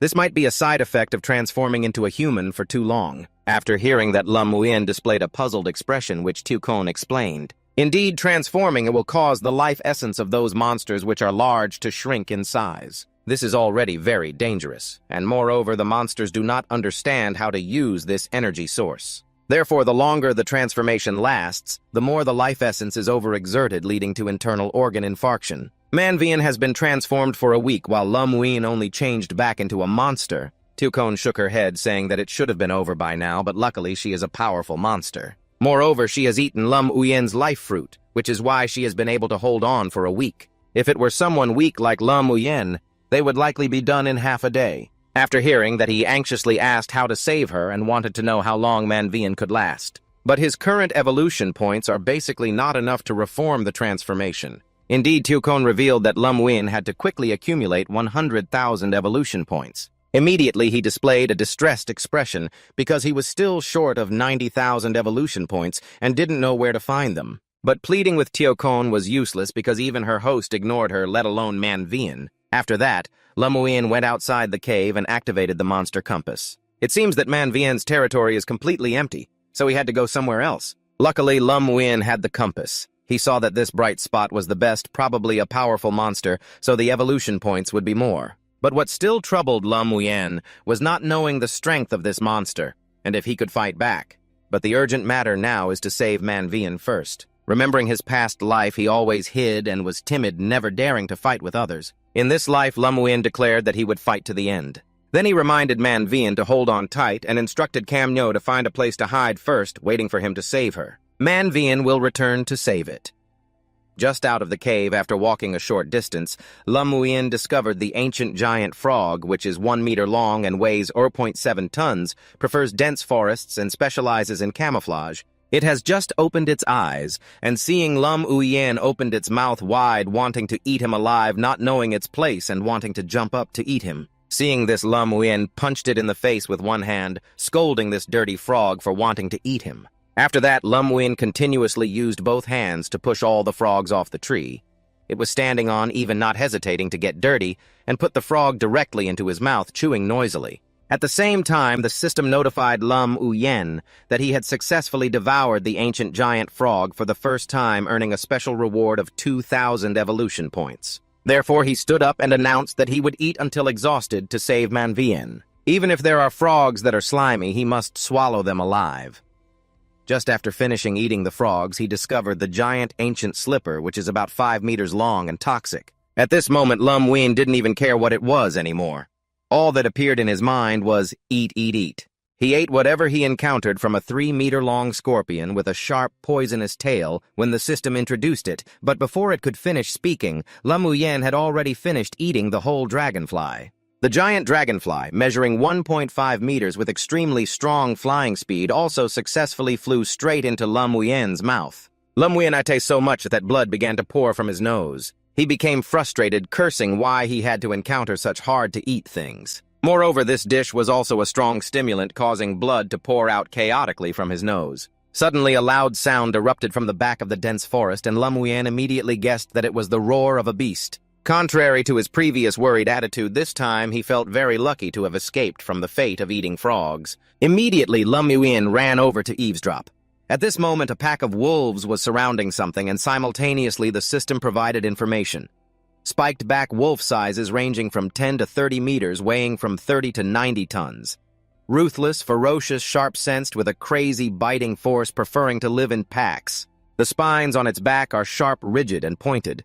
Seeing this scene, he wondered, what is the pack of wolves surrounding? It turned out they were attacking a chimpanzee measuring 35 meters long, weighing 105 tons, which could use its hind legs and tail to form a tripod position, making its body stand upright. It angrily swiped its sharp claws, directly sending one spiked-back wolf flying. When they were sent flying, Lam Muyin appeared from behind the trees, catching them with his mouth. After that, they rushed up to fight back one by one, but were all knocked away by the chimpanzee. The system immediately announced, "You have successfully devoured a spiked-back wolf, evolution points plus 250. Not long after the chimpanzee, covered in injuries, was about to collapse, yet they continued to bite and tear at it. Suddenly it got up and fiercely threw off the spiked-back wolves that were clinging to it. Seeing the chimpanzee flying towards him, Lam Muyin suddenly froze, thinking, what the hell? Could it be that this chimpanzee has discovered me and intends to take advantage of the situation? Such aggressive momentum cannot be stopped at all. Can't be stubborn anymore because it's exhausting. The steps of the chimpanzee become slower. Suddenly he swung to chase, causing it to not react in time. Startling it and tripping, smashing its face down to the ground, sliding forward for a long distance before stopping. Lam Muyin stepped on its body, holding it down slowly, savoring the prey. He happily enjoyed and remarked, "This meat still tastes the best." The system voice sounded, "You have successfully devoured the chimpanzee evolution points plus 500. Hearing that, he exclaimed, "The evolution points are so high, truly amazing."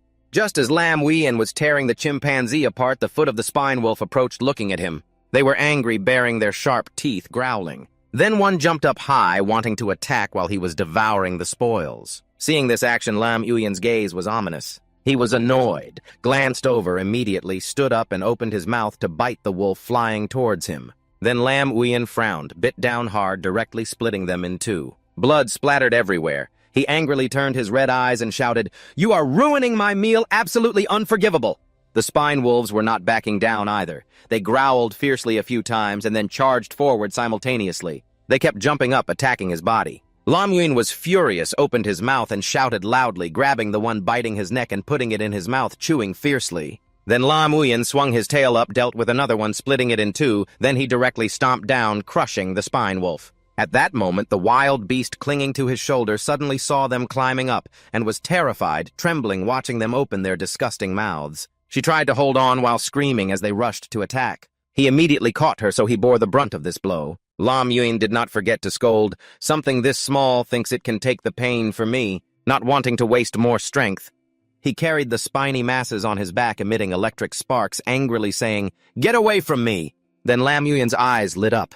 Immediately, they were all struck madly by electric shocks. After a while of electric shocks, the spine wolves fell like rain to the ground, emitting a fragrant aroma. He leisurely enjoyed all the little ones and then saw his kind being devoured and growling towards him. Then suddenly they raised their heads and howled loudly, calling for help to take revenge. Seeing this scene, Lam Muyin puffed his cheeks, sitting there eating, and said, "Oh, can't fight back, and now they start whining."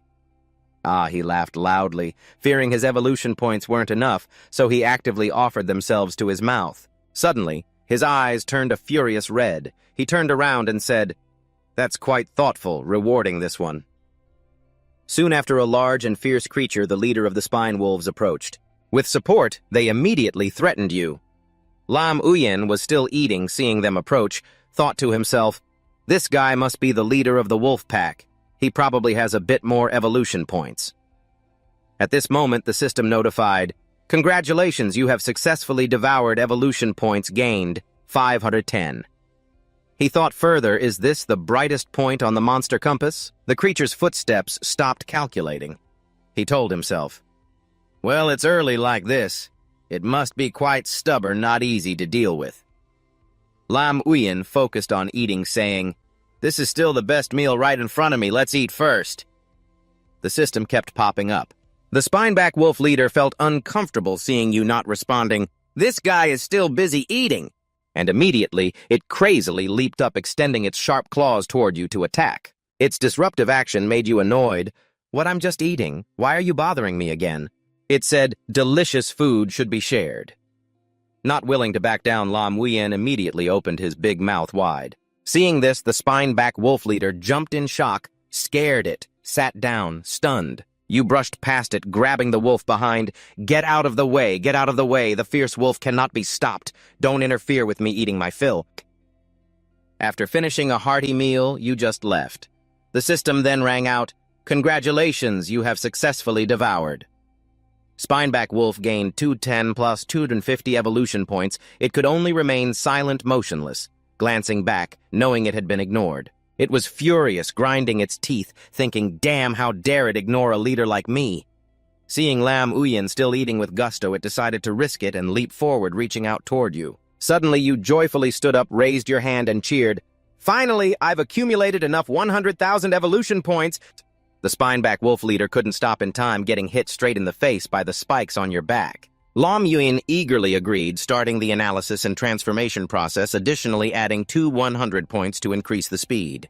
The system then displayed several lines. Starting the transformation analysis, current progress is 40%, estimated completion time is 18 minutes.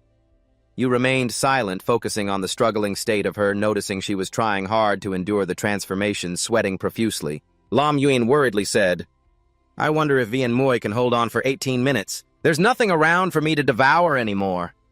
You propped yourself up with both hands, angrily shouting, it's all because of you damn bastards wasting my time. Immediately, Lam Huyen became excited, his eyes lighting up.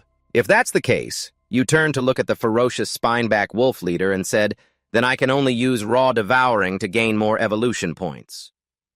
At this moment, it immediately jumped up, extending its sharp claws, rushing toward you. But before it could do anything, Lam Huyen angrily grabbed its body and lifted it up. It was scared, flailing its limbs, wildly screaming. Then you let it witness your fierce expression. It knew there was no way to escape, so it screamed. Lam Huyen turned around and spat it out of his mouth, making it fall a distance away. At this point, the spineback wolf leader was injured, but it still tried to stand up, panting heavily. Done, it was determined not to give up, angrily challenging you with a shout. Remember when she could eat freely. You were angry, thinking that Vian Moi said in the world of monsters for the territory, if the food is not served, they would definitely fight. Lam Huyen glared, waving his hand to vent all his anger. I already said not to disturb me while eating. It was originally rushing up, but was stopped by your big hand, giving it a powerful blow that sent it flying far away in the dirt, leaving a long trail of dust. Just stopping, yet the leader of the thornback wolf did not fall. As the dust cleared, its fierce face was revealed, not allowing the opponent to counterattack. Lam Huyen immediately inhaled all the essence of heaven and earth. When the power had gathered enough, his eyes shone brightly. This appearance of his looked like a heavy blow that made it widen its eyes in horror. Without hesitation, he unleashed a wave of thermal radiation. That surge of power, like a tempest, tore through space, heading straight for it. Suddenly, the leader of the thornback wolf was swept by that wave, unable to react in time. Just like that, the power hit it and shot straight up into the sky, causing a loud commotion all around. The white smoke gradually dissipated, revealing the leader of the thornback wolf completely bald. Not a single hair left, but at the same time it had transformed, becoming quicker. Now noticing its body without any fur for protection, it awkwardly hurried to cover itself. In pain, it threw its head back to the sky and cried. This action shocked those watching. They aggressively moved forward, shielding the leader of the thornback wolf. Seeing this, Lam Huyen smiled mockingly. Oh, do you want to support each other? But for me, it's just adding more food. Feeling strange, he kept looking around, puzzled, but why did it keep crying out? At that moment, not far away, a golden-furred wolf carrying a sword observed everything. It frowned in annoyance, its sharp gaze clearly calculating. It stood majestically on a rock. The sensor system jumped out to notify Bin Chi Lang possesses the power of the ancient Chi Lang beast with a length of 50 meters and a weight of 150 tons. Seeing this, Lam Huyen was startled, pointing towards it. The leader of this wolf trap is an unethical guy. He indeed came to rally people. Moreover, what are these newcomers doing? Everyone else came empty-handed, and you all came in large numbers while carrying a bunch of Bin Chi Lang weapons. The large and majestic figure that just approached made all of them respectfully bow. Watching this scene unfold, Lam Huyen grit his teeth in annoyance, thinking, this guy doesn't look like a member of the Thornback Wolf tribe at all. His physique is as large as mine. Moreover, what is the giant sword he is carrying on his back for? Pretending to look cool. At this moment, Manhwa lay tiredly on his shoulder. Her body was full of veins, struggling with the transformation, feeling his care and protection for her. He had calculated everything. But this gaze made Lam Huyen annoyed. Why does this guy keep looking at Vian Moi? Could it be a lecher Bin Chi Lang's entire body radiated a golden light and charged at him? He thought to himself, he's charging here now with his mouth full of sharp teeth aiming at Manhwa. Realizing the intention, he panicked and thought, "Oh no, why is this guy targeting Vian Moi right away?" Lam Huyen immediately dodged to the left, avoiding its teeth. He angrily mocked, "What a waste, you brought that big knife here just to twirl it around." Suddenly, it extended its claws, and by the time he noticed the action, it was too late to escape. Bin Chi Lang lunged and gave Lam Huyen a loving scratch on the face. Seeing it land smoothly, he gritted his teeth and cursed inside. Could it be that this guy is pretending to attack Vian Moi but actually wants to attack my eyes? No way he actually knows the Dung Dung Kick Tay strategy. In a tense situation, it suddenly slammed to a stop and quickly turned to run a short distance, gaining momentum to jump high. Once again, it raised its sharp claws towards Manhwa, who was unconscious on his shoulder. Lam Huyen dodged, raising his hand to protect her, also understanding that it was not the Dung Dung Kick Tay strategy. He realized his weakness. Just by attacking Vian Moi, it would distract him. Damn it, has this wolf become a spirit? After that, he turned to look at it thinking, want to test my intelligence. When it crazily charged again, he angrily shouted, "You are nothing but a golden-haired beast." Lam Huyen used his tail to knock it down to the ground. "I am the real man, the master of the earth." Then he swung his tail to send a pile of bones flying towards Bin Chi Lang, but it managed to dodge the bones just in time, causing them to crash into the ground behind him. Gathering strength, he used a thermal ray and shouted, "Look over here!" Hearing this, it was startled and looked over, recalling the attack on the spiked-back wolf leader. It already knew the power of this move. Lam Huyen opened his mouth and shot a thermal ray at Bin Chi Lang. Anticipating the attack direction, it immediately jumped to the right, dodging this deadly strike. However, he couldn't completely avoid a foot. It howled in anger. He triumphantly looked down, laughing. "Ha ha, stupid wolf, we're even now." At that moment, Bin Chi Lang jumped, stepped on a tree, and sprang up high. He stared, stunned at its shadow looming over him from above. Now it turned its head, biting the knife on its back to pull it out. Seeing this, Lam Huyen's eyes widened in surprise. Sweating profusely, he shouted loudly, "Oh no, he really drew his knife!" It then executed several beautiful knife moves, slashing at the air, and immediately lunged forward. While he was still in shock, it slashed directly at his shoulder. Seeing the counterattack go smoothly, Bin Chi Lang became cautious, preparing to strike him again. Now Lam Huyen was covered in injuries. He irritably said, "I'm bleeding now and the wounds are so deep. Using a knife to slash like this, it's really no joke. How can I fight back when they call this a bare-handed fight?" Imagining it mercilessly striking him with a blow to the head, he panicked and exclaimed, "Fighting a wolf bare-handed!" He hurriedly dashed away in a panic. "Damn it! What kind of world is this? Since when does a wolf chase someone with a tree-sized knife over 40 meters long?"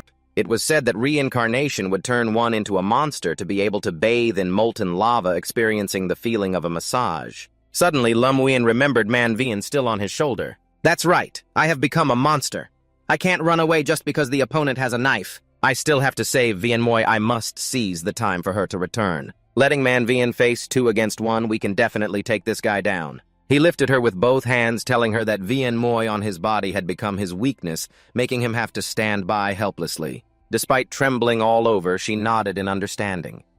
Then Lam Huyen placed her on a branch, instructing her to find a branch to climb and wait. He would make sure to bring her back immediately. Not paying attention to it charging at him while he was caught off guard, Bin Chi Lang slashed at his thigh. A few trees away, Lam Huyen was trying to climb higher while he grit his teeth and tried hard to uproot another tree. Putting all his strength into it, he soon pulled the tree out of the ground successfully. Immediately, Lam Huyen threw the tree at it. "Don't think that you're the only one who knows how to use tools." Seeing the tree rushing towards him, Bin Chi Lang quickly dodged to the side to escape. He felt the time was right, took a deep breath, concentrated his power in his mouth, and unleashed the earth-shattering thunder technique with bolts of lightning. Lam Huyen's attack struck directly at it, but caused no harm at all. Immediately, Bin Chi Lang rushed up and performed a beautiful flip. Seeing this, he angrily gritted his teeth and said, "It's over. Thick skin, tough flesh, the earth-shattering thunder can't penetrate it, has the boss's mark. I can understand this, but why hit so hard?" The pain in his mouth wouldn't let up. Lam Yuyan thought to himself that knife is too sharp and has a higher lethality than claws and teeth, so he must find a way to knock the knife out. Determined, he said, "If that's the case, think and then act." He ran over dust flying everywhere, taking an additional hit from my 6th level technique. Let's see if you can still hold on to that knife. Lion Dung Quilong dominated the path. Suddenly, the spiked-back wolf leader lunged forward with its mouth wide open, biting at his leg to hold him back so he couldn't resist. Lam Yuyan was stunned by their actions. Its mouth clamped around the knife, rushing forward with bolts of golden lightning. When it swung down with the knife, fortunately, he had leaned back in time to dodge. Oh, are these things all turning into spirits? They even know how to coordinate. He clutched the knife tightly. The spirit wolf was as agile as a monkey, already a nuisance, and now it could grab his hind leg too. He was in a dilemma, first being pressured by the knife, then the spiked-back wolf leader jumped up to attack. Knowing he couldn't win, Lam Yuyan angrily shouted, 2 against 1, young man, you really have no sense of morality." Up high, a large bird spread its wings, observing the fight below its eyes, Red silently watching with a sinister gaze, searching for something. It just happened to see Manhwa curled up on a branch. It got excited, grinning wickedly, thinking, "Finally found you."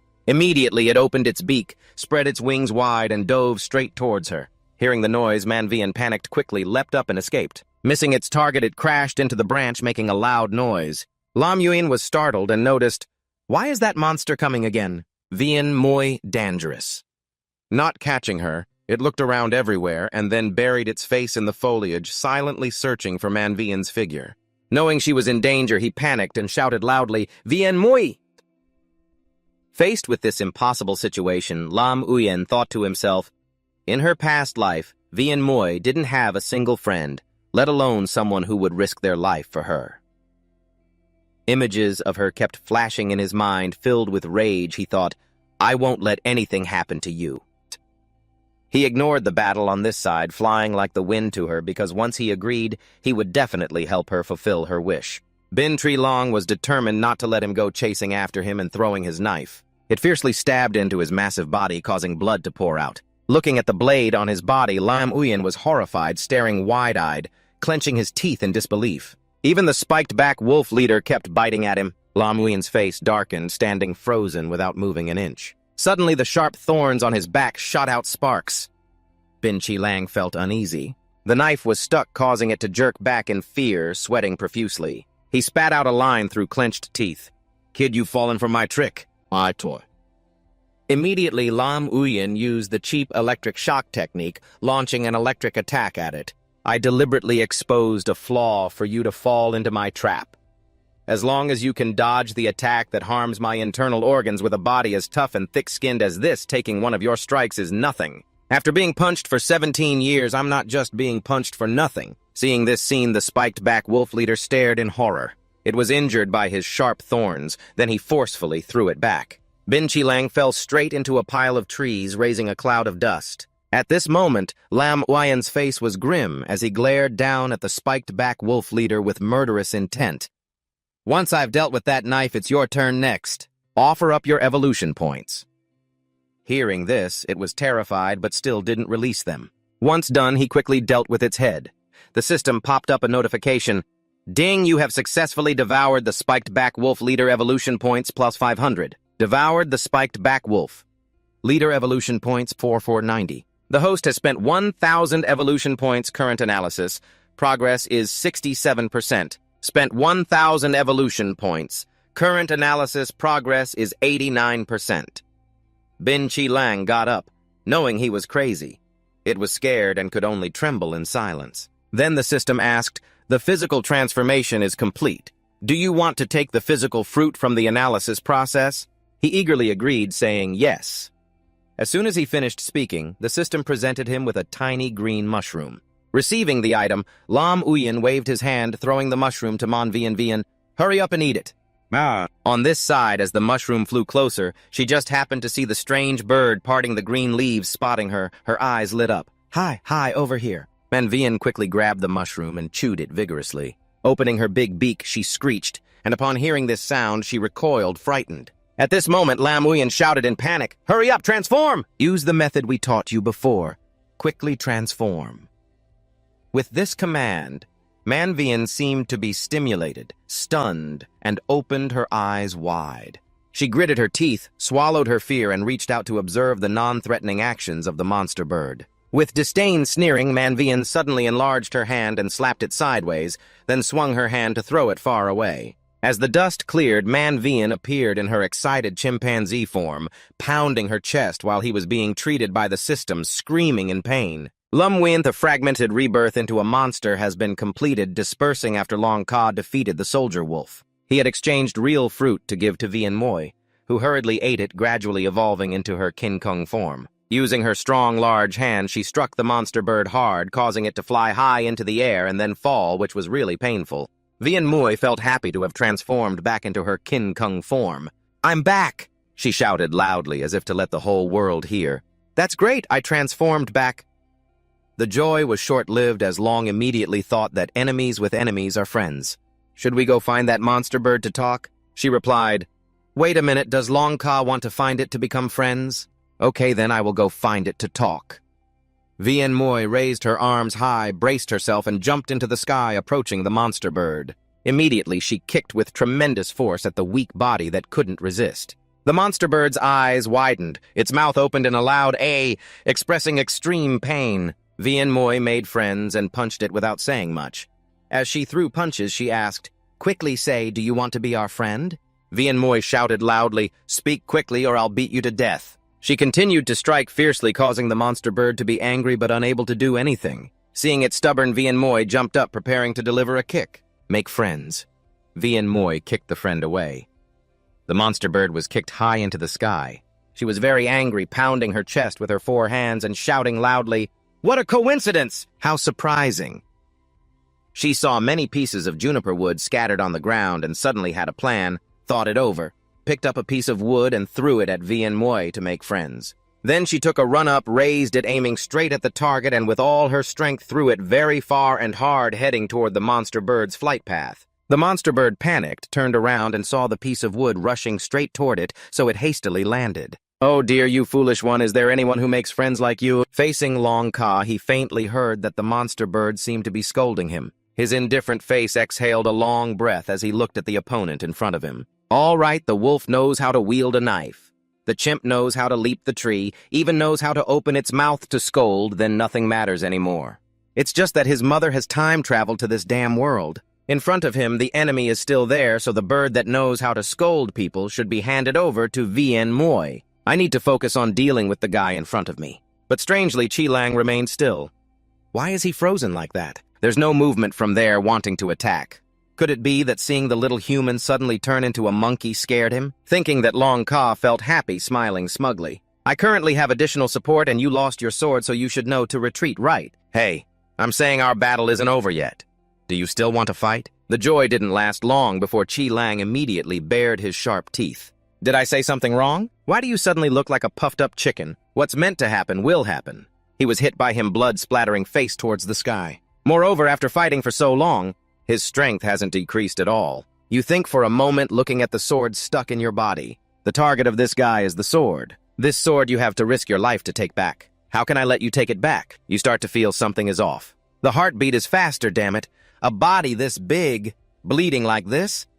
Could it be because of blood loss? At this moment, your large tail hit Chi Lang, causing him to fall down. His body fell hard to the ground, and you and Vien Moi were both stunned. Suddenly, from above, the monster bird swooped straight down on Vien Moi, its intentions unpredictable. Its feet came straight down, intending to seize her immediately. The chick also retaliated with a flurry of punches. Long was worried and turned to remind, "Forget about me, girl, when fighting, focus on your opponent." The monster bird's cunning and tricks had the advantage in the air. If this drags on, the chick will surely suffer. He looked at the sword anxiously, and although his body was strong now, the sword was stuck right in front of his chest. "If I keep fighting like this, no, I must end this battle, resolve one opponent first." At this moment, his opponent was sneaking up from behind, ready to use the knife to pull out. He realized something was wrong. The chick noticed and stopped fighting the monster bird, anxiously reminding Long she's in a hurry to run for help. What monster bird would let the chick go so easily? Taking advantage of her distraction, the sharp claws lunged at the chick, causing her to fall to the ground with a thud. Turning back towards Long and the wolf, the two continued their fight, neither backing down. Long was now exhausted, sweating profusely, yet still daring to stay close behind me. "Is this what you call fighting?" At this moment, the sharp spikes on his back crackled with electricity and his movement halted. The terrifying power from the sharp spikes forced the wolf to jump off him. Long glared at his fleeing opponent, knowing fear is good little wolf. But right after that, he opened his mouth wide, gathering power around him to unleash. Even if you regret it, you're already trapped. In fact, my target is you. Looking towards the monster bird, it still didn't know danger was near. Long unleashed his power using the violent earth technique, a supernatural force aimed directly at the monster bird. It screamed pitifully, "Why is it always me who gets hurt?" Long was sweating profusely, truly unexpected. The weak chicken that was bullied all the time in this life and the next ended up taking down both for the sake of a friend. At this moment, he had lost strength, his body trembling slightly. The chick had to watch out now. The wolf was growling, its sharp teeth aimed at him. Without hesitation, the chick angrily leaped into the air and spread her arms, preparing to strike. The strike aimed directly at him, with spirits shattered, blood splattered. He fell to the ground in excruciating pain. Immediately after, the wolf jumped high, opened its mouth wide to howl in the air, then landed on the ground with a sharp face filled with resentment. It clawed fiercely at the ground, sending sand and stones flying everywhere, rushing towards the chick, biting her leg, causing blood to flow continuously. Her face was tough and proud, using her strong hands to slam down on the ground, causing everything around to shake. Even Chi Lang couldn't avoid it, but he was very clever, clinging to the large tree trunk. After being counterattacked, his sharp eyes stared intently at her. Vian Moi struck directly at his mouth with her hand, thinking she could hit him, but instead he caught her and bit her painfully. She saw that he had too much strength against Long Sa. He felt proud of his little sister for helping him escape death. This wolf is too strong. Vian Moi cannot defeat him alone. The two were in a stalemate, neither willing to back down. Suddenly, Long Ka remembered that the others had all retreated, and this wolf wanted to use an offensive move to retreat. He was really clever, so unpredictable. In that moment, Vian Moi tried to push the wolf away with all her strength. Blood kept flowing from her hand, but he chose the right moment. Instead of continuing to attack the old enemy, he changed targets, and that target was none other than Long Ka. It's true. He charged through here. He had used a tactic focusing on Vian Moi, exploiting my weakness and attacking, catching me off guard. At this moment, while Long Ka and the wolf were preparing to attack each other, Vian Moi immediately rushed towards the wolf. She grabbed his tail, then spun around her body, using all her strength to throw him far away, crashing hard into a large ancient tree, creating a loud noise, causing leaves to fall everywhere. Long Ka thought, why does he want to attack so much when he is injured, having to fight against two people while the dagger is still on him? Suddenly he understood the problem.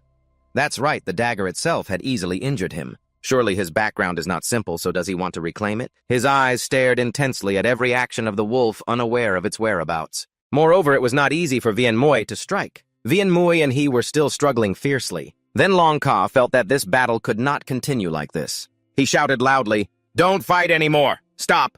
Long Ka then changed his tone, speaking gently to the wolf, wanting to negotiate and communicate with him. But looking at Vian Moi, he really wanted her to keep fighting. He was distracted. To change her mind, he presented a very reasonable argument. This wolf does not want to take over our territory, nor does he steal food. So why must there be such a struggle? The wolf understood my intention, so the reasonable explanation was, I see this dagger is very important to you, so I intend to return it to you. From now on, we won't interfere with each other's waters. The wolf's face also gradually changed. His expression softened. His eyes looked at Long Ka, asking Vian Moi to pull the dagger out of him. His expressionless face showed some dissatisfaction. His words demanded that she do so. She immediately took the sword out decisively. Brother Long felt pain all over his body. He shouted, "It hurts too much!" and blood splattered everywhere. He felt as if Vian Moi wanted him to die. In such a painful situation, he heard the howl of the wolf echoing across the land.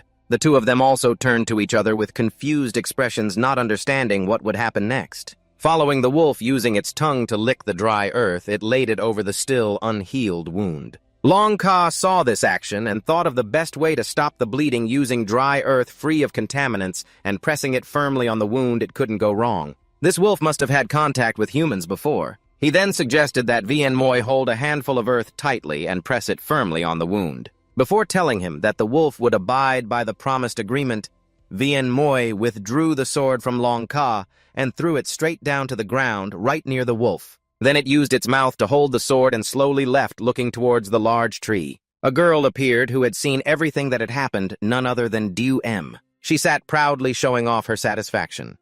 Since she couldn't obtain the spirit core of the ancient Manvian, then this old lady would take yours temporarily. The forest had now returned to its quiet appearance. Lum Wien lay sprawled on the ground, his body covered in wounds. Manvian anxiously asked, "Brother Longka, are you okay?" Lum Wien lay there panting, struggling to reply. "How can I be okay?" "Look at my stomach." Manvian hurriedly held a handful of earth in her hand, but it also had worms in it. She looked at it and suggested, "Then quickly go put some earth on and press it on your stomach, okay?" Looking at that pile of earth, Lum Wien couldn't help but cry out internally, "The pile of earth you just put on my back can't be this stuff, right?" Thinking that, he panicked and shook his hands in refusal, trying to shout to stop her. "No, no! I mean, my stomach is about to starve to death. Just find some food to replenish my energy." Those words really had an effect. Manvian quickly ran off, saying as she ran, "Wait, I'm going to find food." This moment made Lum Wien breathe a sigh of relief. It seems there is no need to put that pile of earth on. On the ground are several dead spiked-back wolves. Next to them is a blue fire that has been lit. Manvian held the beast she had just caught, then picked up a skewer with a serious expression, telling herself she had to eat grilled skewers. Not knowing if the spiked-back wolf was dead or not, she squeezed it so hard that its eyes opened wide. Lum Wien covered his face and said, "Oh no, too brutal, this one hasn't even fully died yet and you've already caught it." Lighting a fire, the two beasts pinned there were being roasted. Manvian was holding the one from earlier, flipping it over and over. Lum Wien saw this and shouted, "You just placed it down? Don't be in a hurry to turn it. Let it cook a little longer." Just like that, you repeated that sentence again. The way Vien Moi was grilling made Long Ka furious. Constantly reminding this and that, "You idiot, how can anyone grill," while pressing down on the skewer and still manage to cook it. After a while, Manvian picked up the skewer and laughed loudly. "Ha ha, we can start eating now." Just as they were about to eat, the fire scorched their hand. Seeing Manvian putting out the fire, Lum Wien helplessly exclaimed, "Ah, the fire, it's burning." "Who told you to put your hand in the fire like that? If you don't burn yourself, who else will?" It took a lot of effort to cook one skewer, and it all fell to the ground. After waiting for a long time, they finally got to eat the meat, but it wasn't tasty.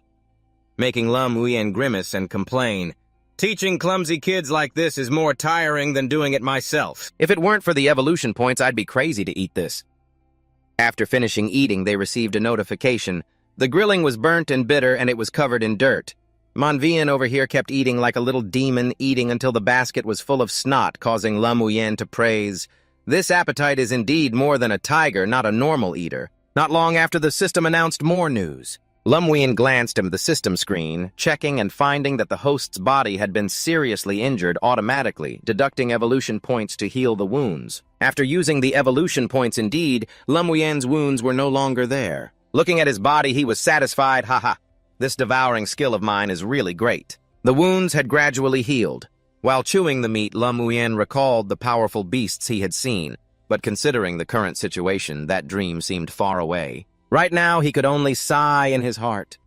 Who would have thought that being reborn would become a monster, thus obtaining the explosive earth and immediately transforming into a long strike, gently exploding with his mouth and then killing everyone, becoming invincible in the world. The distance between dreams and reality is very far. Before becoming powerful, Lum Wien had to face many other opponents, all of whom were above him. But who would have guessed that he would encounter those wolf soldiers? Just those damned monsters made him suffer so badly. According to what Vien Moi said, her parents died back then while fighting against the Rotten King. They had once allied with many powerful beastmasters, but still didn't achieve anything. Who would have thought that the gap between us would be so wide? While chewing the meat, Lum Wien glanced at Manvian, silently thinking that he needed to continue biting and tearing, developing further. Every day he had to eat like crazy, accumulating more evolution points. After Manvian finished eating the life fruit, her strength increased significantly. In the future, if the system rewards more, he would share some with Manvian. After all, having an extra helper will ensure things are safer. Thinking this, Lum Wien came up with an idea. Right, speaking of helpers, Lum Wien turned to ask Vien Moi, "The monster bird that fought with you earlier after being hit by my earth-shattering strike, where did it fall?" Manvian pointed to the right, answering, "That one, it fell over there." Upon hearing that, Lum Wien ran over happily, shouting, "It's been a long time without any movement. It must be dead. Just right, an additional roasted chicken for lunch. If Wolf Soldier doesn't eat it, I can't miss it." I don't know how many evolution points I'd get from taking a bite. Could there be new skills? Behind Manvian looked confused, but when both of them went to the place where the monster bird fell, they only saw an empty ground. That monster bird has disappeared. Lum Wien panicked, originally thinking they could earn extra evolution points, but it ended up being in vain. But just thinking it over, something still feels off. Why is there nothing at all? If it hasn't died, this thing must have wanted to run away and it would still be detected by us. On this side, Manvian was still calmly eating chewing while saying, "Just now when we looked, it was no longer here." Before it was clear where the monster bird was, Tukon appeared. Lum Wien immediately asked Tukon, "Kon, why did you appear?" Seeing Lum Wien talking to himself made even Manvian, who was eating, feel strange. Tukon looked around and then said, "Spray, there's the power of the monster erupting here." Tukon's words startled Lum Wien, who exclaimed, "What? Could it be that the monster bird has transformed into a human?"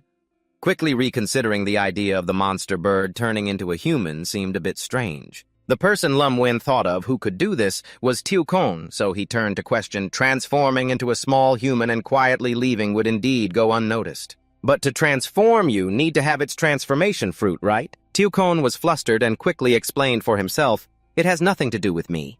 I am very professional. How could I be attached to that ugly bird?" After hearing this, Lum Wien continued to pick on him. "I think your professionalism means you're focused on harming the host more." Tukon said nothing, just looked away as if he didn't know. Quickly, Tukon changed the subject. He mentioned the past, but compared to the idea of the monster bird transforming into a human. He paid attention to another matter. "Do you still remember the first time we fought it? It had swallowed the core from Diek Long, who had transformed into a man to heal itself." Lum Wien still didn't understand, so he asked back, "I remember, but what does that mean?" Tukon explained indirectly, suggesting that the monster bird transforming into a human had reasons. "I once said that the transformation fruit is the essence of the beast's life shrunk into a core. This means the monster bird eats the core to heal, and the flesh and blood have healed the beast. Earlier, you devoured it based on the same principle." After hearing this, Lum Wien couldn't help but exclaim, "What?" Meanwhile, Manvian sat there watching Lum Wien muttering alone from start to finish, not understanding what was going on. "I simply thought Long Ka was knocked out by Soybin Tree and suddenly started mumbling to himself. After a moment of surprise, Lum Wien sat down and asked Tukon again, "If the monster bird can use this method to heal, then it can also use this to level up, right?" Tukon replied, "This still cannot be determined at the moment. You can find an opportunity to kill it, then I will analyze. Perhaps it will solve this riddle." At this point, Lum Wien was really getting anxious. "That monster bird, I violently attacked it twice, but it still hasn't died. If we meet again, who knows who will kill whom? But thinking back, the one suffering is my host, so..." Tukon wasn't too worried. It was examining under the microscope while calmly saying, "Actually, there's no need to capture the whole thing. Just a little of its skin will do. I will cut it into small pieces, study it a bit, and the results will come out immediately." Lum Wien also knew to keep himself safe. While sitting there leisurely eating, he declined, "Tukon, why don't you go by yourself? I'm not that free. I already have the intention to return to my territory and continue leveling up. No championship, no going out." Not speaking to Tukon anymore.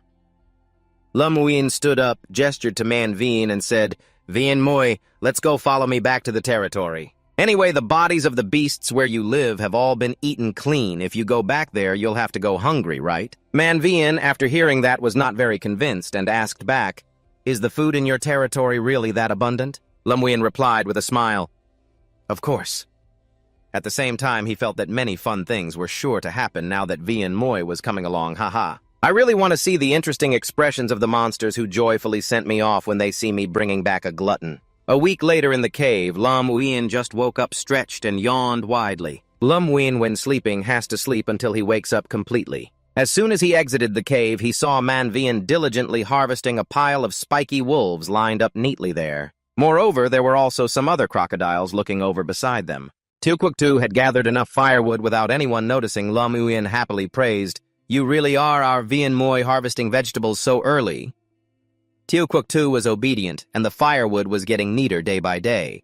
But just after the praise, Lum Wien pointed to the sign hanging in the cave where 2 poisonous spiders were crawling. He helplessly exclaimed to his sister, How many times has it been, "Don't bring back this poisonous spider anymore"? Then there was a lesson from Long Ka for Vien Moi. While listening to Lam Uyen's guidance, Man Vien diligently took notes to learn. Although with the physical condition of monsters, eating a little poisonous spider wouldn't harm us, the taste of this dish is indeed hard to resist. After skewering all 4 spiky wolves, Man Vien enjoyed roasting them the most. Lam Uyen woke up to find food ready, sitting there eagerly waiting to eat. Let's get started. While waiting for the food to cook, Lam Uyen secretly imagined the scene of Man Vien using wood to make fire. Should I teach her how to roll wood to make fire? That way I wouldn't have to do anything.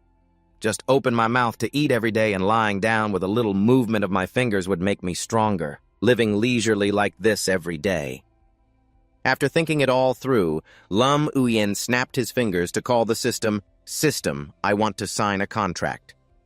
As soon as he finished speaking, the system immediately sent a message to the signing location, Kuk Uyen Island, Ngaolang Mat Lum. Skill reward level: A. Kui Long Chin Kong Kui Long Chin Kong. Your roar can receive enthusiastic support from teammates, causing enemies to quickly fall into a state of confusion, halting their movements. The monsters across the world, only the Kuk Uyen monster received that message from the system, making Lam Uyen overjoyed to tears. Finally, after so much effort, there are results. While crying, he exclaimed, "So great, after signing for 20 days, I finally have achievements. Father and son have done it." Tukon happily fired fireworks to celebrate. Congratulations, the host has successfully signed with Kukuyen Island for more than a month. Receiving a big gift is the assistance from monsters. Just hearing about the big gift made Lam Uyen unable to hold back anymore. From morning until now, it's really just been fun stuff. Lam Uyen excitedly asked loudly, "What's the big gift? Could it be even more powerful than the level A skills?" Shao Kahn smugly laughed, looking mysterious. "Ha ha ha, I Khan have prepared a well-thought-out gift to assist new players. It's not just about skills, there's even more than that." Not keeping the host waiting long, the system screen displayed 3,000 evolution points along with the shop map. Shao Kahn continued to speak loudly. "The host has consecutively signed for a month, so I will unlock important assistance functions like the shop map on the system. At the same time, I will also give the host 3,000 evolution points." This time, the reward was really generous, making Lam Uyen unable to contain their excitement. Their eyes lit up, urging continuously, "Oh no, opening the shop again will cost evolution points. Indeed, the new player village must be hit right away. Hurry and open the shop so I can see what's inside." The sunlight illuminated everywhere in Lam Uyen's cave. A streak of blue light flashed by. Lam Uyen was just excitedly looking at the shop, but now their mouth was agape in shock. The shop that Shao Kahn mentioned was actually in their mouth. Having a shop is good enough. Where it is doesn't matter. Lam Uyen could only smile awkwardly and say, "Haha, let's see if there's anything interesting." One by one, each item displayed information: Thunder Fruit Tai Chi Wheel, Human Tai, Gold Armor. Starting with the Thunder Fruit. The product name Thunder Fruit originates from the pirate world. Mentioning pirates makes people feel excited. Lam Uyen thought to themselves that using it would be really cool and praised, "Wow, this is great. It possesses the power to transform the body into thunder and lightning. Besides being able to shoot high-voltage electricity, it can also move electric currents at high speed. It can perfectly address the shortcomings as large beast monsters act a bit clumsily." Next is the Tai Chi Wheel. The product name Tai Chi Wheel originates from the world. The scene reminds one of carvings all over the cliff. Lam Uyen happily continued, "This one is even more amazing. Not only does it help me see everything clearly, but it can also find the opponent's weaknesses. This is truly powerful." Finally is the Tai Gold Armor. The product name Tai Gold Armor originates from the Tai Gold world. This one makes Lam Uyen so fond of it that their eyes turned into hearts. If used on Long Ka, the whole person in iron armor continuously attacking the enemy would be really cool. Just imagining it made them unable to contain themselves, and they shouted, "This too! Isn't this the Long Ka version of Tai Gold Hero? The romantic mech of men?" While they were fascinated, Lam Uyen also knew to look at the price for consideration. You hesitated and asked, "With so many good items, someone like me who has 3,000 evolution points carrying each one back is going to cost more than 1 billion for Shao Kun to agree to it." The system immediately displayed the price of each item. Thunder Fruit is indeed priced at 500,000 evolution points. Tai Chi Eye of Rotation is priced at 200,000 evolution points, and Mechanized Armor is priced at 100,000 evolution points. Looking at those prices, Lam Yuyan shouted, "Isn't that way too expensive? This is bad 1 billion evolution points." "Xiao Kun, are you robbing me?" Xiao Kun quickly clarified for the host, "This is already the most considerate price. These items all come from the balanced universe, and just the shipping cost is sky high. If the host thinks it's too expensive, you can click on the box on the right and the price will be reduced to the original price." Not looking at the previous items anymore, Lam Yuyan scrolled through the system screen, amazed, and said, "I can still swipe through it like this. Truly high-end." After hearing this, Xiao Kun couldn't help but feel a bit smug.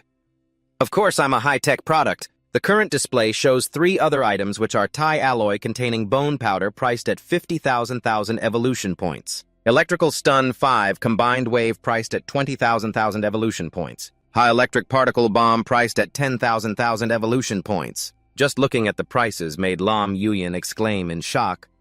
Aren't these items from the universe supposed to be sky-high in price? Everything is expensive. But Lam Yuyan wasn't willing to accept that. "Is there really nothing I can buy?" Thinking this, he scrolled even more frantically. While looking at the items, Lam Yuyan complained for half a day, "Not a single item under 100,000. This is clearly looking down on my poverty. What's the big deal? The dragon race generally lives a long time. It's just a matter of time before I gather enough evolution points. But by then, I might have already become a giant beast over 1,000 meters tall. I wouldn't want any of this, even if it were given to me." With no low-priced items, Lam Yuyan was getting more and more frustrated. He shouted loudly, "Get out of the store! Xiao Jun over here tried to stop Lam Yuyan from leaving. Don't go yet." In fact, the host can use the self-selection function to directly find products priced under 1,000.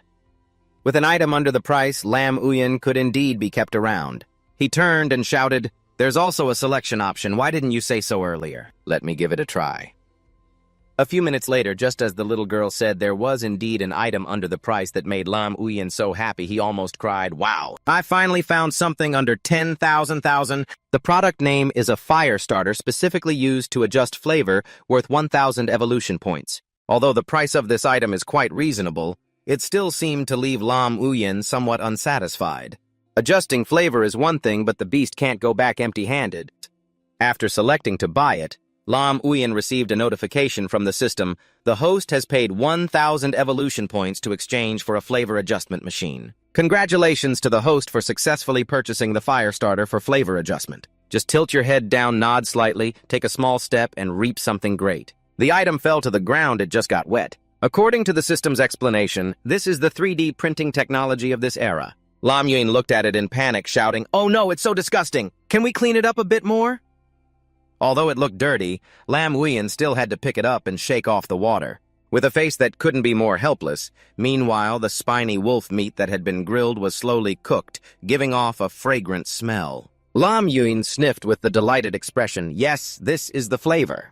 Manhwa and little Guozi's eyes sparkled, unable to hold back drooling. He added, "If we could exchange for a few more cans of soda, eating skewers while drinking would be great. The meat is done, everyone take a seat and nibble."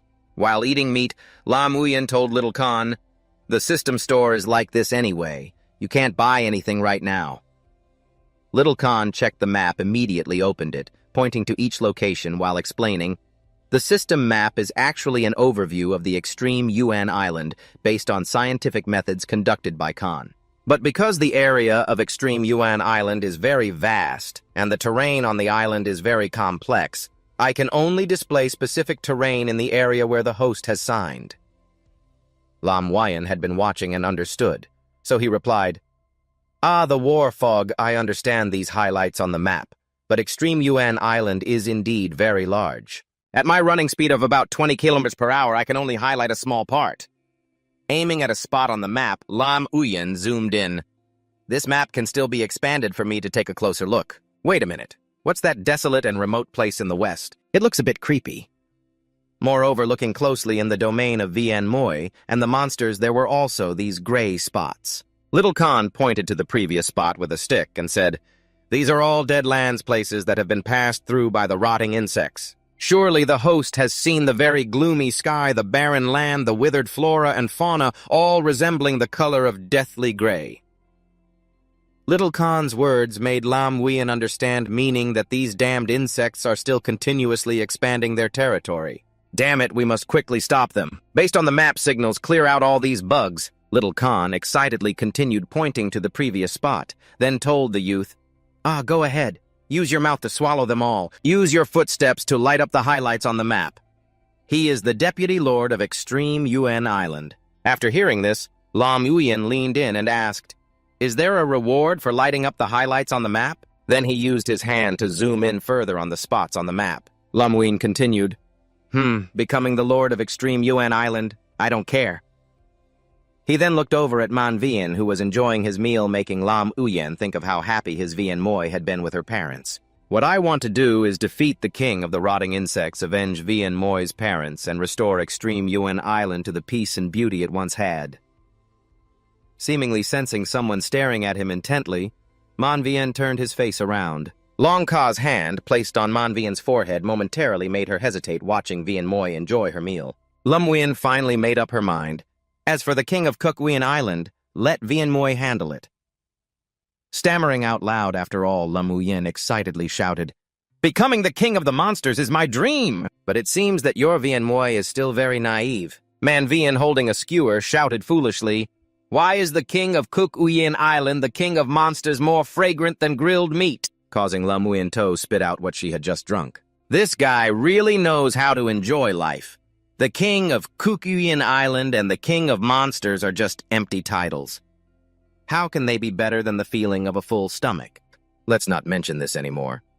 Long Ka cheerfully patted Man Vien on the shoulder. It's nothing, let's continue eating. While holding meat in her hand, suddenly a green liquid fell right next to Man Vien's hand. That thing was on her hand and stuck to the meat. It seemed Man Vien still hadn't realized what it was. Man Vien gently sniffed. What is this? Is it a new seasoning that Long Ka just added? Now opening her eyes, Man Vien looked at her hand, her face scrunched up as she shouted, ew, it smells so bad. Just as she finished speaking, a voice from above echoed down, it's a flock of 3 rook long flying. It's smelling my poop. How do you feel about that? Man Vien got furious, threw that piece of meat away, and immediately jumped high. If they want to play with Vien Moi, then so be it. It must be said that Man Vien has great jumping power. The Jiat Long flock flying high was just a short distance away, and Vien Moi could catch them. But it seems she celebrated a bit too early. The Jiat Long immediately retracted their feet, causing Man Vien to miss. Although that group escaped, each one of them was sweating profusely. Only when seeing Man Vien fall did they breathe a sigh of relief. As long as they're flying high, they will definitely be safe. Although falling suddenly, luckily, Vien Moi managed to flip to land on the ground. The last stunt of Vien Moi also made Lam Uyen stop eating and turn to look. Unable to deal with that group, Man Vien felt unsatisfied and quickly ran towards the largest rock. Looking at her, Vien Moi, Lam Uyen immediately understood her intention. Hey, that strong one isn't planning to lift the rock and throw it at them, right? Man Vien tried to lift that big rock, and Lam Uyen couldn't help but gasp, astonished, and loudly asked, those stones are usually used by me to sharpen Muoi's claws. They still have the same property as a husky guarding the house, right? Don't let my sister do it herself. Lam Uyen coughed once and said, just in time for me to test the newly acquired skills. Then looking up high, Lam Uyen roared loudly, Kong Kui Long Chien. Kong Kui Long Chien really worked. The entire Jiat Long group was affected by that sound, their bodies trembling uncontrollably. Lam Uyen joyfully shouted, I really got scared to death! The effect is quite impressive. The distance from the ground to the Jiat Long was truly large. Continuing, Lam Uyen unleashed the thermal radiation move. A column of blue light shot straight up from below and exploded the group of monsters. After the recent attack, all 3 monsters simultaneously started smoking and fell freely downwards. After settling everything, Lam Uyen turned to look at the little sister, pondering, Sister, you are the one I have chosen to be the queen of the polar island.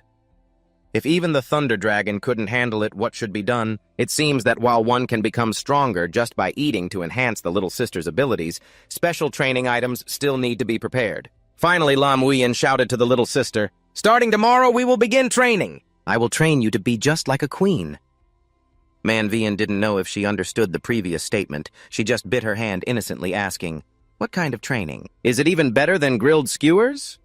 Lam Uyen propped his foot on a rock, thinking of the training plan for the first monster training camp. What content is included in the physical education exam? I remember there's a 1,000 meter sprint. What else is there? Then he read the contents on the rock again, including endurance training, 1,000 jumps, endurance training for 100,000 meters running. In comparison, first to be eliminated are these three that have gathered to form a third-class monster. Lam Wein pointed at the rock and declared to Man Vian, "From today onwards, I will start a week of third-class monster training for you, helping you level up your strength, becoming the king of the polar island." Uyen held a meat skewer while scratching his head, curious. What does it mean to level up strength? Is it tastier than grilled skewers? He quickly explained, leveling up strength means being able to punch monsters and kick them. Man Vian was not excited at all, lying down to enjoy the meat skewer, showing no interest. They don't even steal my grilled skewers. Why do we have to fight them? Lam Wein already knew she would say that, so he thought of a way. I knew it. I can't use ordinary methods to deal with this gluttonous fool. I bought extra seasoning just for this moment. In the past, I was an exceptional servant. Ni Hak, the neighbor, had just watched and evaluated the plan. Lam Wein spoke, "Sister, as long as you follow what I say. Whenever you complete a task, I will reward you with a large, delicious world champion meat skewer loaded with spices." Man Vian's eyes lit up when she saw the jar of spices. She immediately stood up, repeatedly punching her chest out of excitement. "Awesome! I want special training, the best special training." Lam Wein couldn't help but sigh in frustration.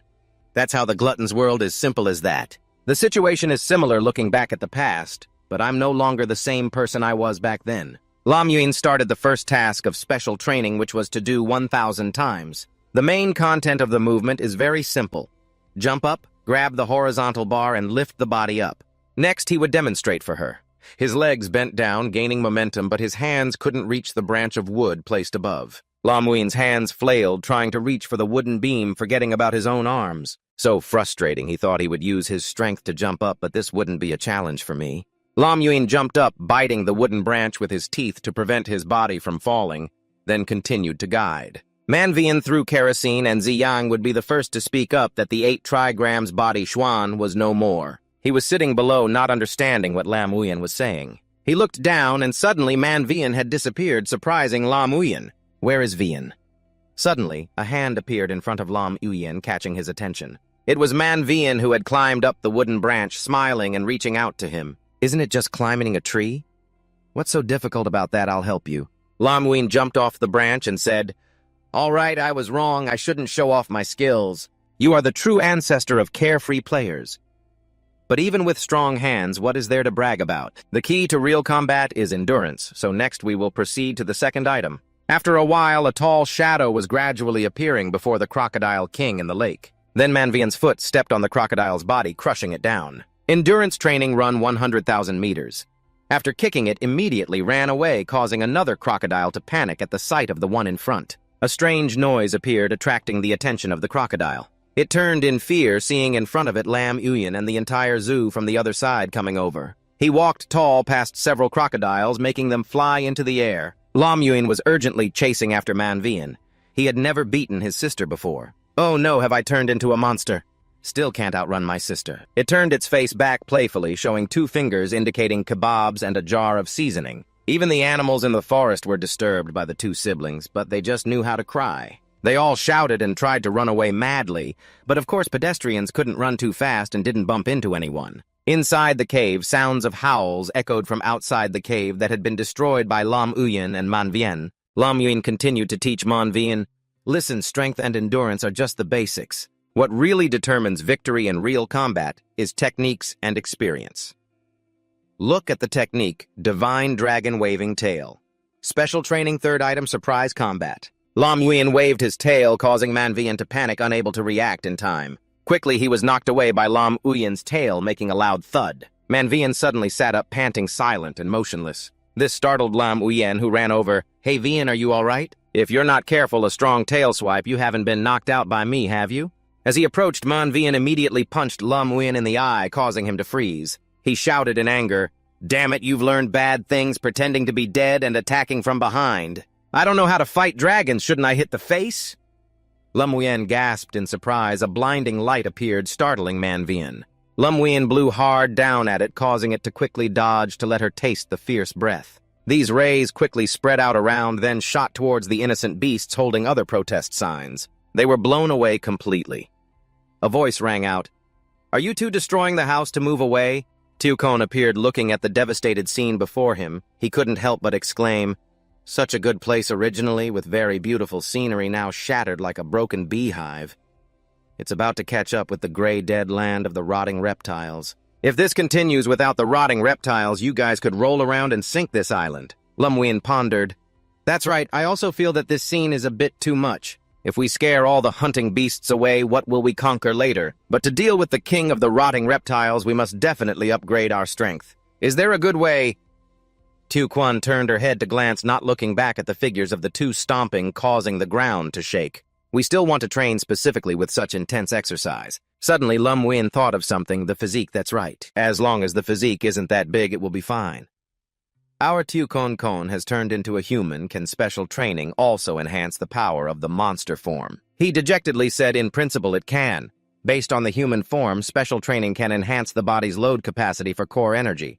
When the load capacity of the container increases, the core energy will naturally increase as well. When transformed into a monster, the source of life is unleashed. When breaking the core, it will also transform accordingly." Lam Wein clapped her hands and looked at Man Vien. "Then Man Vien and I will turn into humans and conduct special training. What kind of human will our Tukon Kon turn into?" Hearing him ask that, it said, "Surely you have read Xiangxia novels before."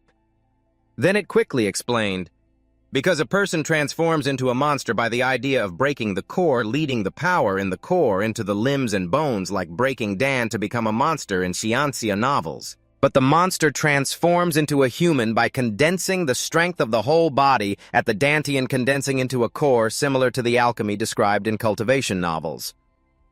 Lam Wein, with swollen eyes, said, "Before it was breaking the alchemy to become a monster, now it's alchemy to become a human. You also said that what you got was a script for cultivation.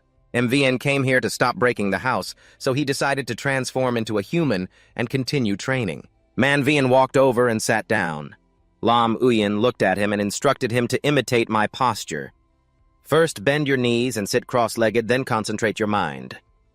Man Vien quickly followed suit. Lam Uyen continued to guide while performing, and the light gradually appeared all over his body. Imagine that your internal strength is all condensed at the Dantian. Suddenly, Lam Uyen opened his eyes, noticed something, then frowned, thinking he felt something. The feeling of needing to urinate was so intense that he almost couldn't hold it anymore. He quickly slipped away while Man Vien was meditating. "Let me go to the bathroom first."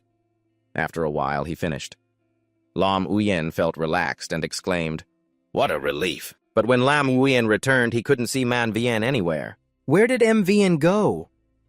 Could it be that he couldn't hold it and went to pee too? He looked around. Suddenly, a noise made him turn back. It was Man Vien who had transformed into a human.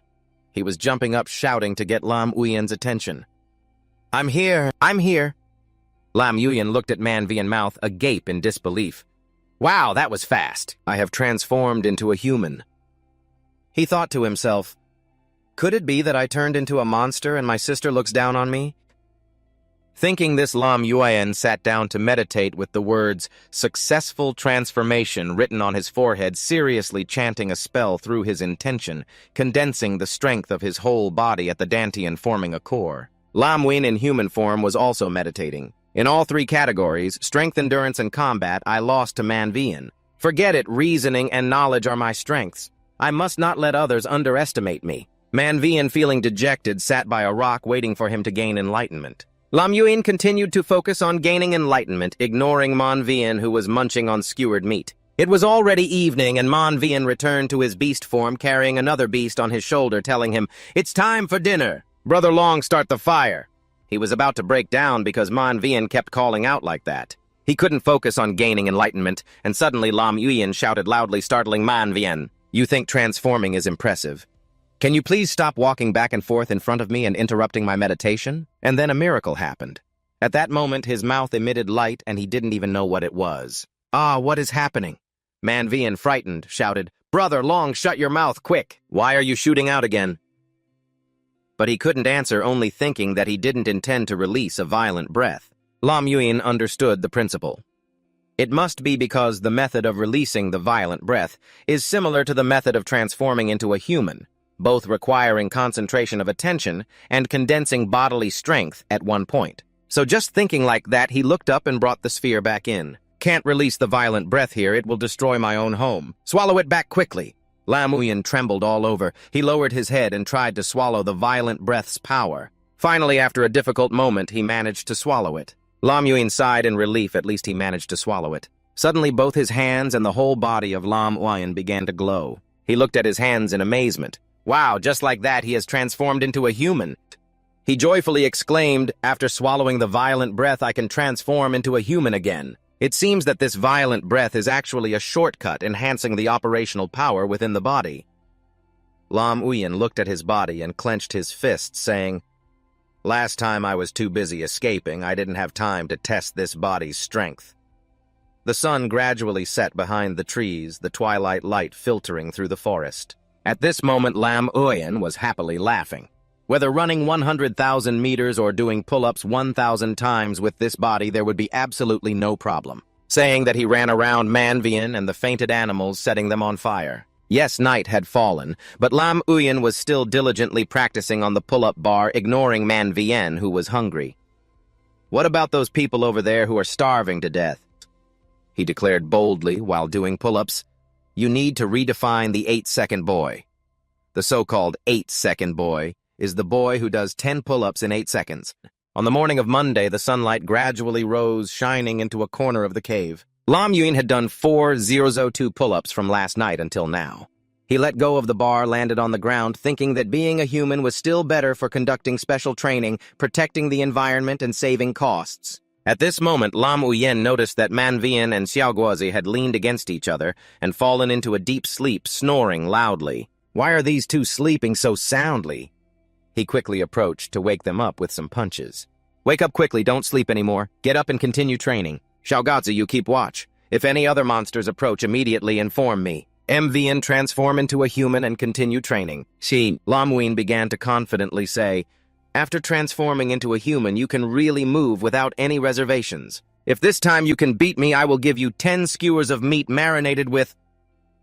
Before Lam Uyen could finish, just hearing the words grilled meat made Manhwa's eyes light up. Lam Uyen was continuing to talk about the special seasoning when Manhwa flew up preparing to attack him. Manhwa hit while saying, 10 skewers of grilled meat belong to me now. He was knocked forward immediately, explaining, I haven't said start yet. Next came a series of punches and kicks from Manhwa. Lam Uyen's face was swollen and he could only shout, Stop it now! A week later, a figure of a dinosaur appeared at the top of the cave entrance, mouth wide open. That was the statue of Lam Uyen. He, covered in injuries, painfully said to Manhwa, In this week, under your guidance, my strength has improved a lot. Meanwhile, Manhwa walked happily in front. Lam Uyen stretched out his hand to calculate. He had also accumulated 600,000 evolution points. Keep over 100,000 points for use and use the rest for evolution. Little Khan appeared with the system screen. He commanded, Little Khan increase all 500,000 evolution points for the body. The system then reported host Lam Uyen Demon Clan. The rewritten name is Thunder Fury Dragon Clan. The mature form can evolve into a Dominator bloodline, can upgrade to a height of 58 weight, 580 tons. The attack methods are Collision Biting and Divine Dragon Tail Whip. The special skills are S+ level Domination, E level Counting, E level Light, B+ level Monster Compass, S level Violent Breath, A level Thermal Radiation, B level Thorn Dust Penetrating Armor, A level Kneeling Dragon, Battle Roar. Lam Uyen's body was glowing very strongly. Manhwa looked on in confusion. The system continued to announce. The system evaluated. You are flowing with the blood of an ancient divine beast dominator. Kneeling is recorded in the classic of mountains and seas. You have gone through a naive and innocent youth, entering the period of maturity with troubled Ching Chun. His body stopped glowing. Manhwa looked up in surprise.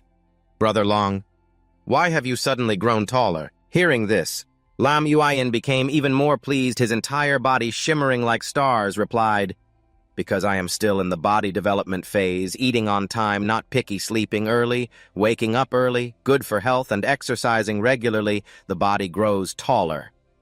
Manhwa reached out to measure Lam Uyen's height, opened the system, and said to Manhwa, Let's go. Today, we will check the results of our training over the past week. He discovered a lair concentrated with many undead reptiles in the southern part of the secret forest. Follow me to wipe them out.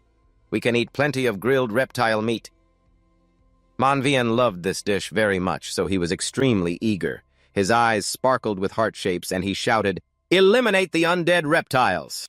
Seeing Manhwa's reaction, Lam Uyen thought to himself in disappointment, "It seems I've mastered the art of talking to a foodie." At this moment, in front of the cave of the reptiles were guards standing on skeletons. They were patrolling the territory. Lam Uyen and Manhwa were hiding in a corner watching. He said, "There are only a few of them outside. We can sneak in quietly." After saying this, just then, Manhwa beside him disappeared. He turned to look beside him, which was now empty, and called out in surprise, "Hey, Vien! Vien!" It turned out it had run to their cave entrance. Lam Uyen could only feel helpless when he saw this. Isn't it foolish not to know the joy of ambushing? The reptiles rushed towards Manhwa with their mouths open, but were immediately beaten back by Manhwa. Other lizards appeared at the cave entrance, surrounding and watching Manhwa. They all surged forward, but still couldn't pose a challenge to Manhwa. It dealt with them in an instant. Then thousands of other lizards appeared inside the cave, waiting for Manhwa. Lam Uyen appeared staring intently at the cave entrance and said, "So, Manhwa, do you find it very easy to deal with them? That's because after special training, your strength, speed, and reaction have all increased significantly." Lam Uyen smiled wickedly. "From now until we meet the monster bird and Zoa Daolang, I have never been satisfied. Today I can finally enjoy fighting." At this moment, the group of lizards had surrounded Lam Uyen and Manhwa.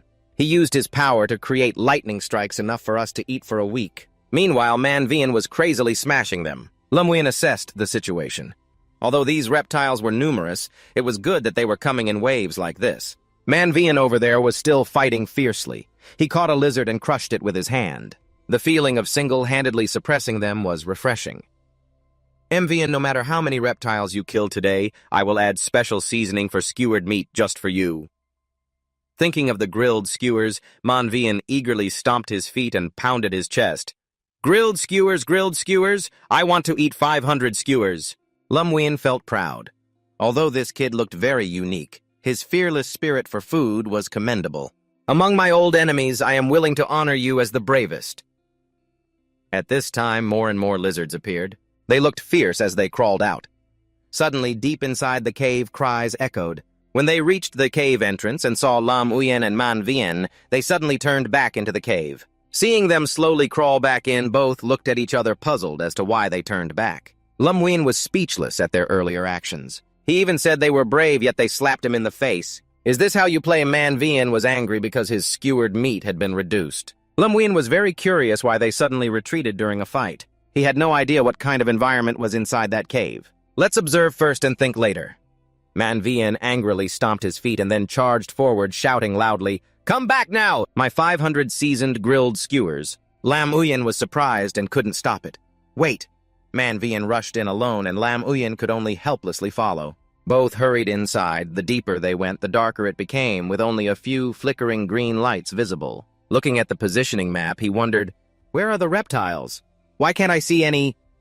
On the compass, there were no signs of monsters. Definitely something was amiss. "Should we go outside first and think of a long-term plan?"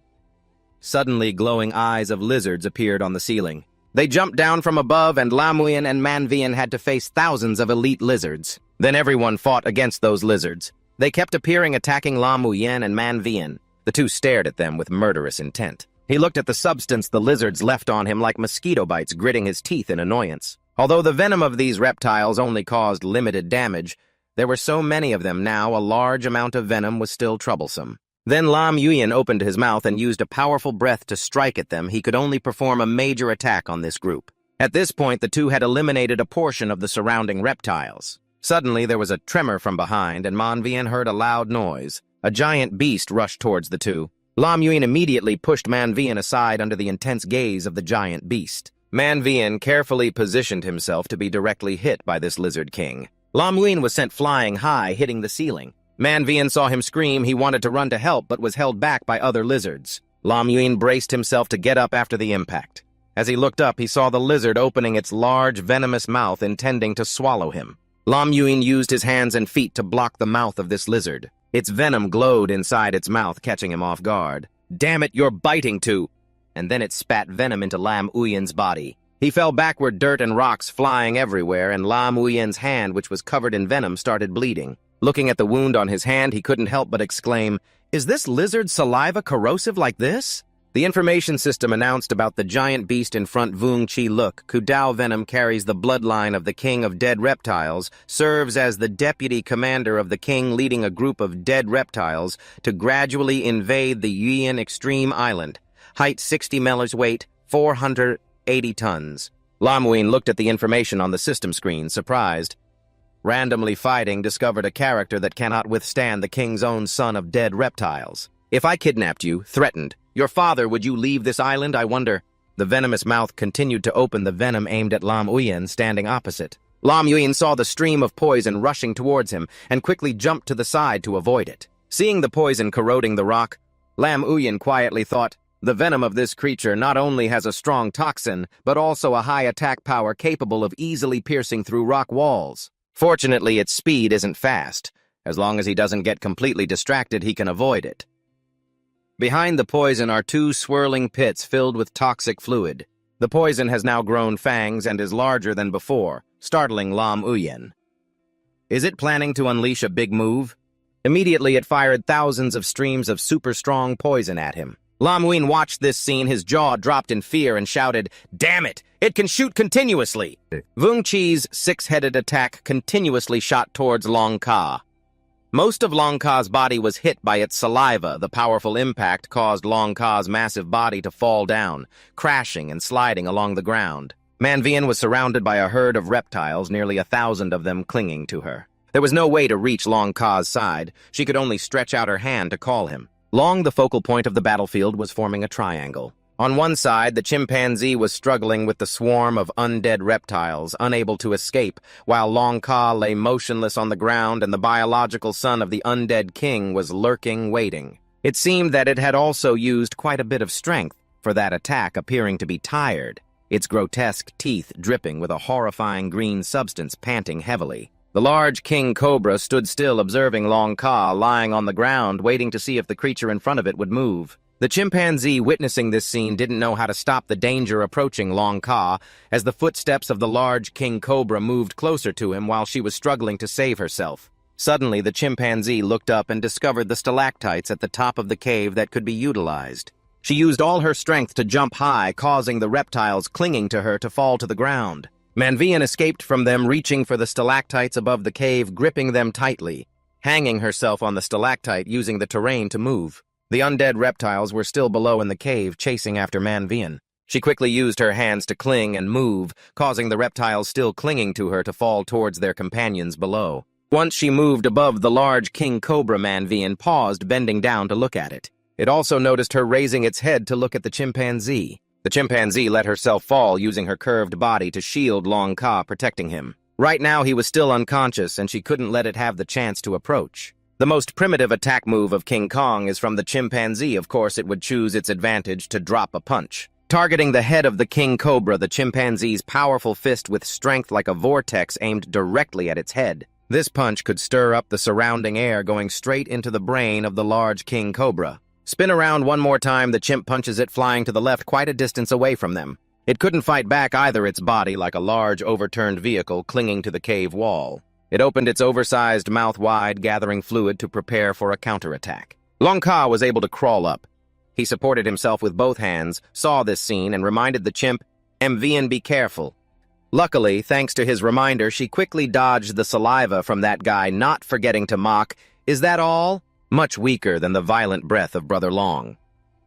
Long Ka recalled the scene when he used that destructive move and thought, "It seems that avoiding rude words has become a conditioned reflex for MVN." The chimp continued to take advantage of the terrain, gaining momentum to jump up and punch Luke Doto's head. While she was using a series of kicks against it, an unexpected event occurred. The saliva that the chimp had just dodged somehow spun back around. Long Ka, hand gripping, crawled to deal with the little brats. They noticed something unusual and shouted loudly towards MVN again, "Warning! MVN, be careful behind you!" But this time it was too late. She took the full blast of Luke Doto's saliva, unexpectedly getting hit. The chimp lost its balance, almost hugging Luke Kudo. In that fleeting moment, the chimp shifted slightly, resulting in her falling to the side. It didn't expect that a pool of saliva could be that strong enough to knock down King Kong. Long Ka shouted in panic with worry, "Envian, damn it!" But why did that venom come back? There were too many Tuhu reptiles surrounding him, so many that it was impossible to count layer upon layer. They were all over his back, on Long Ka's neck, at his feet, and the cave ceiling was packed. Being besieged by this lot was really unfortunate. He couldn't help but curse, "Damn it! They keep holding me like this. Envian is in more danger. He's really angry this time, you see. Get lost. Why do you keep coming here to make Long Ka angry? I will definitely deal with them." Activating the armor form, sharp spikes emerged from behind him, evolving fully spiked, penetrating the Tuhu group. This is the consequence they deserve. Lao Tu Luk Daoto was jumping in with both sharp legs and its green body pressing the chimp down on the ground. Beneath it, she lay under its body, mouth wide open. Her cheeks puffed up like charging energy, preparing to use corrosive saliva to eliminate the chimp. But it didn't go as intended. Before its mouth could close, it was hit by Brother Long's tail and the jaw of Luke Doto by inertia. But its saliva had already formed, shot out, creating balls flying towards them. Due to the uncontrolled speed and force of the shot, it seemed off flying over Long Ka's head. He must be glad about this. With Tuhu reptiles behind him, they would have to take the corrosive balls from their own kind.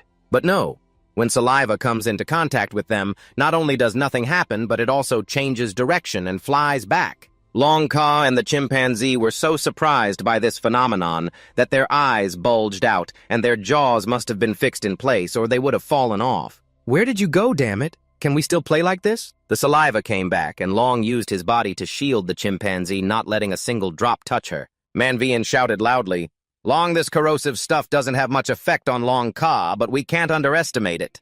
Pinball Luke Doto opened its mouth again, having faced off against the projectile for so long they had already tested its patience enough without being corroded to death. This time, its projectile flew right towards the chimpanzee Long Ka. They each moved to one side, managing to dodge. Is there more coming? Are you addicted to playing now?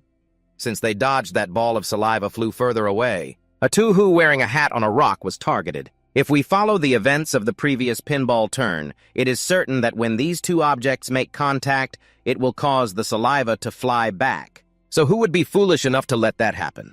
Long Ka swung his tail straight at the rock, sending the Tuhu flying away. The turn of interaction was close to the foam projectile. It stuck straight to the cave wall. In 1,000 years, it might become fossilized or maybe not. But from that moment on, it officially logged out of the game. Even the hat on its head was snatched away by Long Ka from the gourd rack, never knowing where to find another stick. He lifted his mouth and smiled, saying, "I let you play. Hitting the ball away is not allowed." There, Luke Kudao's voice echoed throughout the cave. This time the sound it made did not resemble loading ammunition, but it seemed like it was signaling to the Tuhu reptiles. Long Ka and the chimpanzee struggled to move back and forth. The situation was changing unfavorably. Oh no, if this were truly on a pinball field, there are currently too many catching points tightly packed like a spider web. Even if Luke Doto had a sliding room, the chances of another one catching it are still very high. Long Ka couldn't help but shout, "Why are there so many catchers coming out?" Not only on the ground, Long Ka observed, even on the cave walls, they were everywhere, crawling all over the cave. Then he had to send Dai Triu Luk Daoto into preparation, opening its mouth like a duckbill with teeth drawing in the surrounding energy. After accumulating enough to swell its gills, Luke Doto got ready to enter the playing field. Its tail spread behind like a peacock's tail, surely very confident of winning. All its actions and preparations were captured in Long Ka's eyes. In his mind, he kept calculating. "Don't think that I will let you easily serve the ball. It's not just it that knows how to use its mouth, you know, Long. And when utilized, it won't be inferior to anyone. Let him shout a bit for them to hear the spirit of my attack here. The torturous sound is too overwhelming. Everyone in the cave is deafened and disoriented. The big-headed Luke has to grit his teeth and endure. His legs are trembling. He can barely stand. The sharp claws dug into the ground have collapsed, almost causing him to fall. Because of this influence, when a series of saliva balls are released at once, their trajectories seem different from the initial ones. Long realizes the damned issue. Everything is a mess now. This roar transforms the shockwave into chaotic tremors, making it even harder to handle. Just as he finished his sentence, he quickly lowered his center of gravity and bent down, narrowly avoiding two saliva balls. Not much better off, though. Big in size, he is still agile enough to dodge its saliva. The balls fly by, hitting the lizards one after another on the cave wall or the ground, all bouncing back as if equipped with automatic devices. Touching them causes them to reverse direction, so in this game the lizards suffer no losses at all. Thanks to the chaos that Long caused, the area around them resembles a laser trap with green beams of light shining everywhere. If you can't dodge, you're out of luck. It's not just flying over their heads and bodies, but some even go right under Long's groin. He couldn't help but curse, "Damn it, I almost became a eunuch. I definitely have to find a way to drop all of them." Now it's hard to dodge, let alone escape, while the big-headed Luke is still continuously adding more materials for them to play with. Damn it, this guy is adding more materials. Long's angry voice echoes. At this rate, neither the number of lizards nor Luke's saliva balls will decrease. If a solution isn't found quickly, won't they just keep increasing? They are really pushing it. Long doesn't want to, but has to use fierce breath to deal with this bunch of lizards. The lesson is that they aren't certain and it's game over for them. Its power makes the whole group explode. Did I tell you to gather and catch balls? Looking at the pile of lizard corpses on the ground is the result of my work. Long is pleased. That's great. The lizards burned can't retaliate against the poisoned shots. If that's the case, I have to take a risk. Long prepares to do it again. Ignoring the poisoned shots, he must first incinerate these lizards. But unexpectedly, he hasn't acted yet, just a bit of light in his throat. Luke is suddenly behind him, raising its sharp foot to attack Long. It tears 2 lines on Long's leg, causing him to fall due to pain, fresh blood splattering where its claws go through. The saliva balls quickly rush towards Long, who is collapsing to the ground. At that moment, Tin Tin grabs a lizard and runs toward Long, shouting loudly, "Be careful, Long!" It's impossible to reach him in time with the ball about to hit him. In that urgent situation, Tin Tin throws the lizard in her hand toward Long. Look at the reptiles here. Surprisingly, Tin throws very accurately. Their flight paths intersect and then separate again. That means the ball collides with the reptile and immediately turns around. This beautiful ball defense helps Long Ka gain new knowledge. It turns out that the venomous reptile can counteract the poison bullets as a passive ability. This is the secret that they have discovered. Strengths can also become weaknesses for the opponent. Long Ka picks up a venomous reptile. Why don't they take advantage of this point to counterattack? If that's the case, the poison looks at your actions with confusion. Once you grasp the operating principle, what can stop you on the path to victory? Pinball player Lam Yuyan steps onto the pinball court, reminding teammates, you can use the venomous reptile to hit the poison bullets back. The big-headed Luke continues to fire, attacking them. A few rounds of arrows are fired without seeming to tire. Long Ka's eyes are bright. He confidently deflects 3 bullets as if he were a champion player. Come on, watch me! Surprisingly, he couldn't defend against the attack. Missing all 3 shots like this? How can there be any points left? It's definitely a loss, so painful. Another wave is coming. A new opportunity is here. The confidence of victory will surely help Long Ka succeed. Swinging wildly, hitting wherever it lands. In fact, Long Ka basically doesn't know how to play pinball, hitting while getting increasingly angry. In the video, isn't it all just swinging the bat like that? Deflecting one hit, it flies off in another direction, but unexpectedly hits the reptile. So the ball, due to your carelessness, has rolled up to Long Ka's head. The moment it falls and hits his head, Long Ka holds his head in pain. My head, due to this action, drops the reptile, which is also an opportunity for other balls. Taking advantage of his distraction, I attacked. At the crucial moment, luckily, Tin Tin arrived. Just one move from her blocked all the poison bullets. Ting Ting stands in front, protecting Long Ka. This feeling of being protected seems somewhat out of character. She looks like a real man, and moreover, she even cares to ask, "Brother Long, are you okay? Let Tin Ting the pinball girl take the court." The ball turns playfully, gives a thumbs up, and winks at Long Ka. Everyone has their moments of weakness. This time, let me be the one protected. Brother Luke Doto doesn't give them time to rest, continues to load and fire like a flood, even more than before. Next to Long Ka, Ting Ting is there, watching the improved version of Wong 8 and the cover version of Tin Tin. Even he has to be somewhat amazed by that. Looking at her back, her hands never stop hitting accurately. Every bullet that gets through Long Ka clasps his hands, eyes filled with worship. Oh God, the effect of this special training session is truly outstanding. Ting Ting is also getting tired of fighting back, but still perseveres in protecting Long Ka.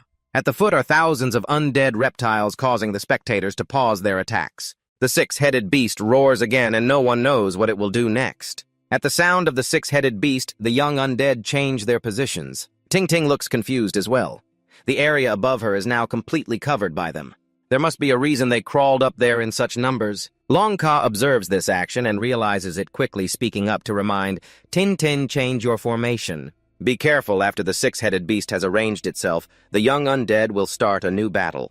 The first volley opens wide, firing poison darts aimed directly at Tin Tin all at once. All the darts are aimed at her, but Tin Tin still nimbly strikes them all away at once, looking almost too easy for her.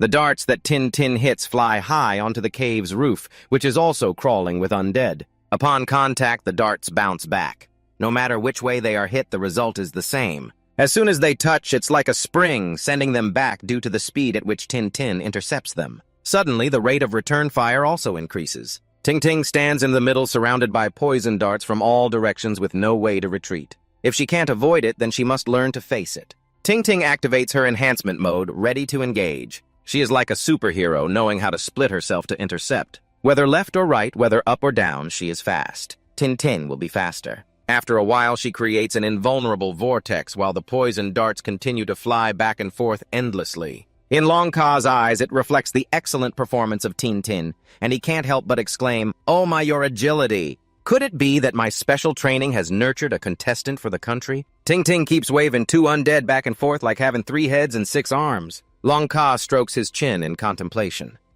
However, through Tin Tin's continuous attacks, the speed of the poison darts is getting faster. Not being able to fall to the ground is not a solution.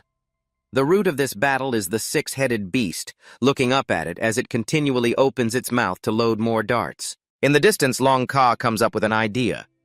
Instead of continuously receiving its attacks, they will eventually tire and give up. It's better to counterattack. Thinking of this, Long Ka points toward the beast and tells Tin Tin, "Fire the poison darts back at that big head." She listens very well. As the darts arrive, Tin Tin helps to redirect them back to their homeland, which is the 6-headed beast. But it's not easy to bully. The big head has some usefulness. It seems to anticipate their intentions. Then I must respond in an unexpected way. The first dart is returned as a server. It juggles the poison darts with Tin Tin with a graceful flick of its tail. Long Ka and she have another chance to open their mouths, unable to give up. Tink Tink continuously countered the ball. Fortunately, its physical condition was extraordinary, and it had great strength. If not, it might have fallen down a long time ago. Long Ka next to it gestured, directing to strike towards the giant head, continuing to hit the large head, taking advantage of its body mechanism. Whatever ball comes hit, that ball bounced back immediately. Tink Tink looked at it and was furious, wanting to rush in and beat it up. If it weren't for this troublesome poisonous dart, it might have rushed in to beat it until it had no teeth left. The large head being targeted also gritted its teeth, having fought with the two of them for so long, not only knowing how to avoid the poison, but now also fighting back. While busy dodging several bullets, the giant head didn't pay attention to Long Ka until it completed the shadow knife move and noticed something unusual. Tink Tink was still frantically dodging bullets beside. Long Ka had prepared a special gift for the giant head. His eyes lit up. This was considered punishment for it bullying the weak with numbers. The two of them were also exhausted and had to take risks to have a chance to end this battle. Long Ka used his violent breath, aiming straight at the giant head. The poisonous darts bouncing back were also blown away. The giant head quickly moved to dodge, but it was quite difficult. Long Ka's move was too fast. This power was no joke. The breath unleashed a strength that shook the earth. The cave was heavily damaged. After the thick dust cleared, the giant head, despite trying to minimize the damage, still lost its tail and several sharp legs. Tink Tink was very happy to see this, raised her finger to show a victory sign to Long Ka, cheering, "Brother Long is really powerful." He glanced at her with a blade of grass in his mouth while his hand trembled, looking full of pride. But because of this breath, he has become quite thin, Man-Vian gaped too skinny. This injury made the giant head even more painful and angrier, commanding the reptiles once again. It was determined to take revenge at all costs. Long Ka hurriedly pulled Tink Tink's hand to retreat because he no longer had any tricks to deal with the giant head's fury. "What are you still doing there?" The wind is about to blow. His violent breath can only be fired twice a day. Next, it truly couldn't bear it anymore. It felt furious when it saw the enemy fleeing. They inflicted such difficult-to-heal wounds on the giant head and just left. Did it permit that? How could they just disappear right before its eyes? The giant head immediately commanded the reptiles to chase after them. Long Ka shouted in panic, "They're chasing us!" Even though it had lost some body parts, the giant head's speed in pursuit did not decrease at all. In an instant, they were right behind them. Tink Tink and Long Ka accelerated even faster. The robbers split into two directions. Once out of the cave, they disappeared. The giant head hurriedly rushed out to chase, looking for Tink Tink, lying in wait at the cave entrance. It just stuck its head out searching when she tripped it because it was hurrying and not paying attention, causing the giant head to fall flat. Ting Ting easily achieved the goal, watching Luke Doto struggle in the distance. Long Ka also didn't run away alone, laughing loudly when it fell. Sneak attack! Truly the undefeated in the world! Previously, he didn't know how much he had suffered. Stopping there, Long Ka pointed directly at Ku Dao. Do you really think I intend to escape? The truth is, I wanted to make you angry to lead you out of the cave. The terrain inside is advantageous for you. What a pity they won't let you return there. The two brothers Long Ka blocked the cave entrance. It was difficult to lure it out, not allowing it a chance to go back inside. Luke Doto roared, "If you dare to play tricks like that, it will teach them what respect is." Bull. Ting Ting and Long turned to look into the cave where there were hundreds of green eyes, the number too many to count. Hearing its voice, they rushed out of the cave, climbing onto Long Ka and Tintin blocking the entrance completely in front of Ku Dao. With some kind of mental power, Luke Doto raised its head high. The group of Zihu reptiles at its feet followed suit. A small part of the reptiles approached, swarming around its severed legs, slowly turning into liquid tightly adhering to Ku Dao's wound. This is the offering of flesh and life to the leader, the result of the sacrifice of some individuals bringing back a perfect leg for Luke Doto. Its smile now full of satisfaction. The unfolding before Long Ka made it hard to believe his eyes.